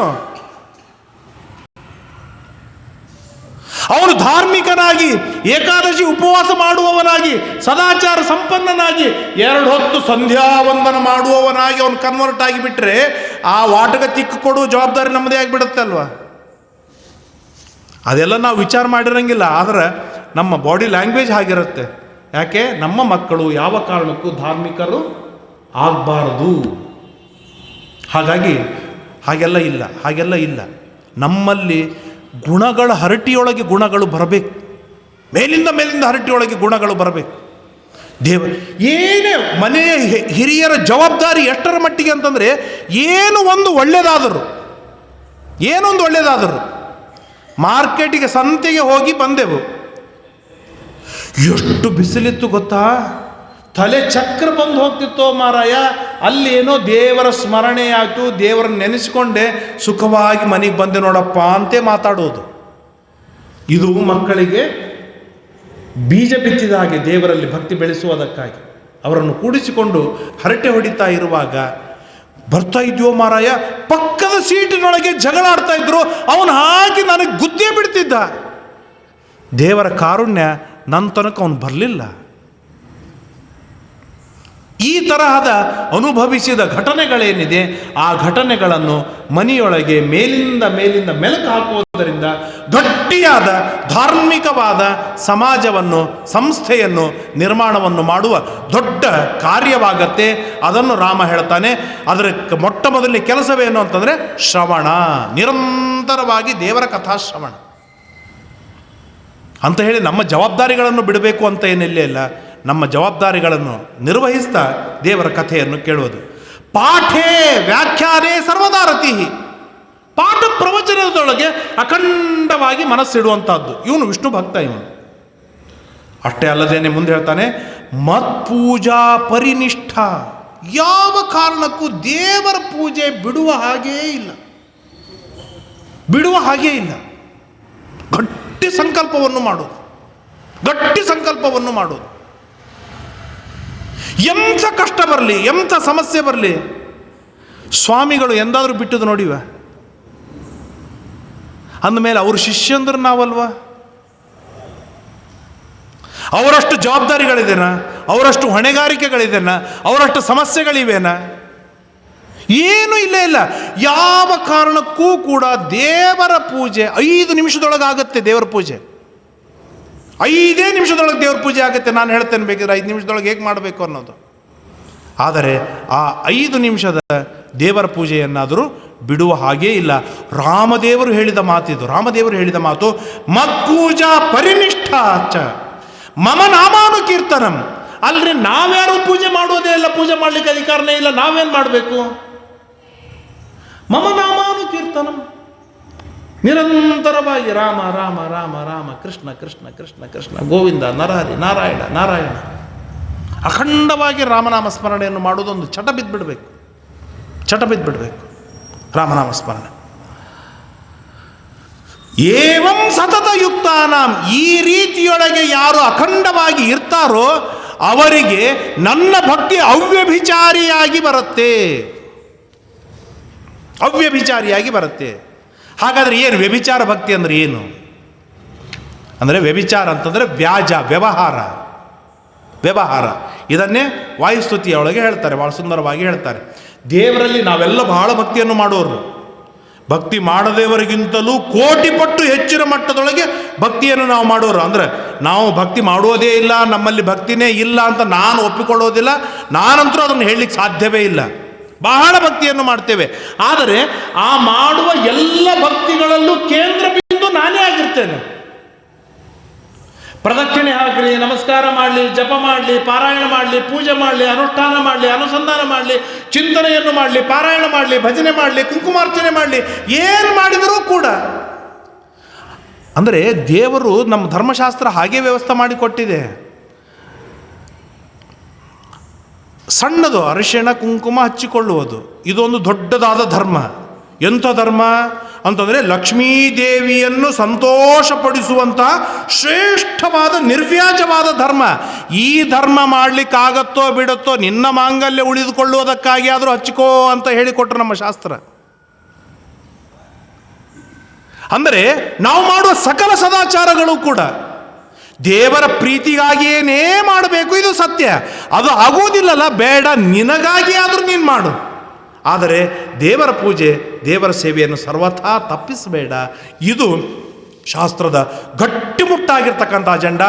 ಇದನ್ನೇ ಹೇಳ್ತಾರೆ ನಿರ್ವ್ಯಾಜಾಂ ನಿಶ್ಚಲಾಂ ಸದ್ಗುಣಗಣ ಬೃಹತೀಂ ಶಾಶ್ವತೀಂ ಆಶು ದೇವ. ಈ ಭಕ್ತಿ ನೀ ಎಂದೋ ಕೊಟ್ಟಬೇಡ ದೇವ, ಎಂದೋ ಕೊಡಬೇಡ. ಇನ್ನೊಂದು 50,000 ಕೋಟಿ ಜನ್ಮ ಆದ್ಮೇಲೆ ನಾನು ಕೊಟ್ಟರೆ ನಾ ಏನು ಮಾಡಲಿ? 50 ಲಕ್ಷ ಕೋಟಿ ಜನ್ಮಗಳಾದ್ಮೇಲೆ ಕೊಟ್ಟರೆ ನಾ ಏನು ಮಾಡಲಿ?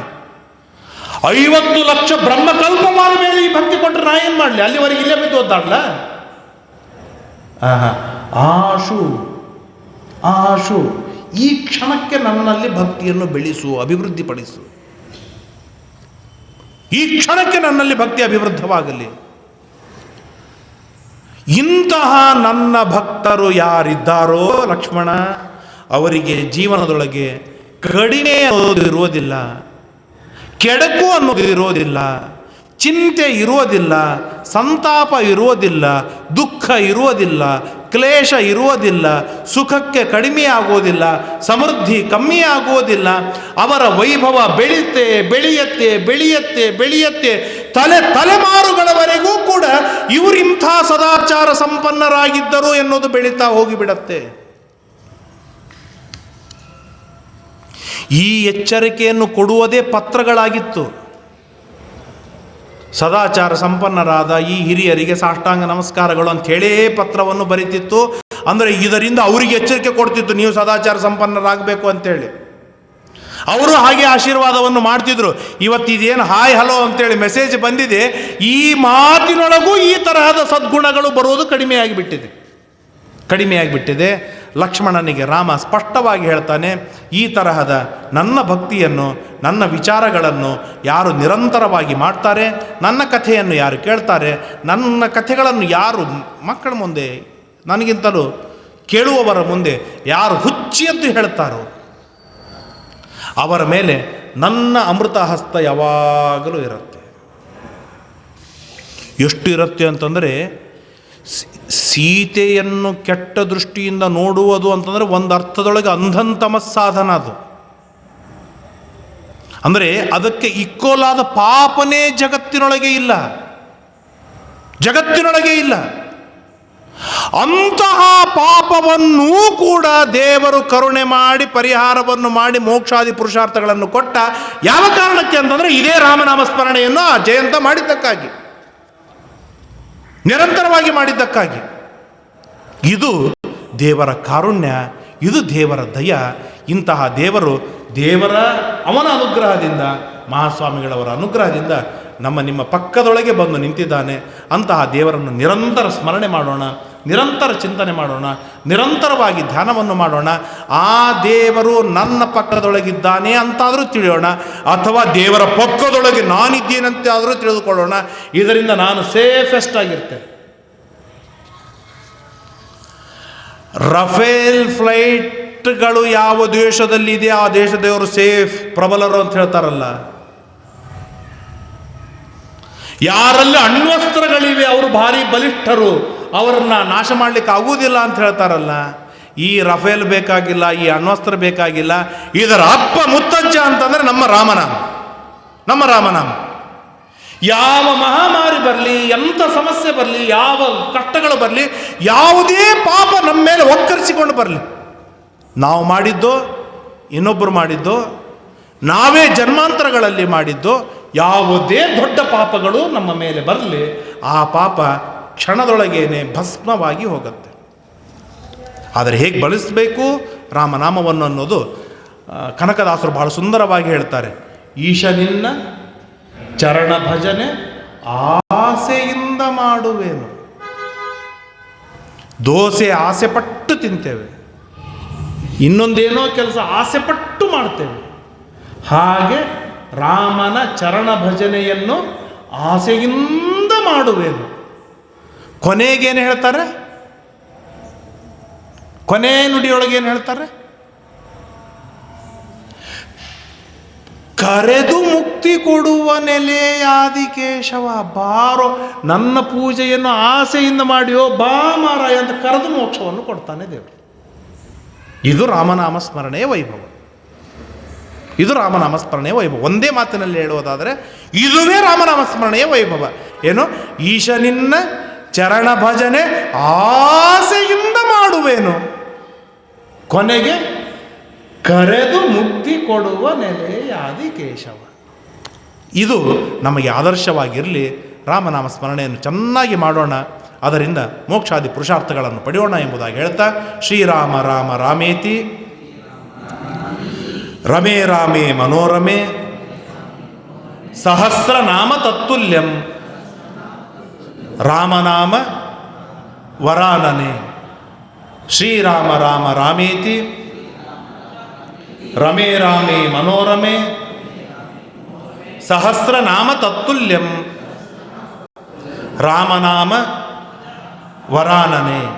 ಜೈ ಶ್ರೀರಾಮ್, ಜೈ ಜೈ ಶ್ರೀರಾಮ್.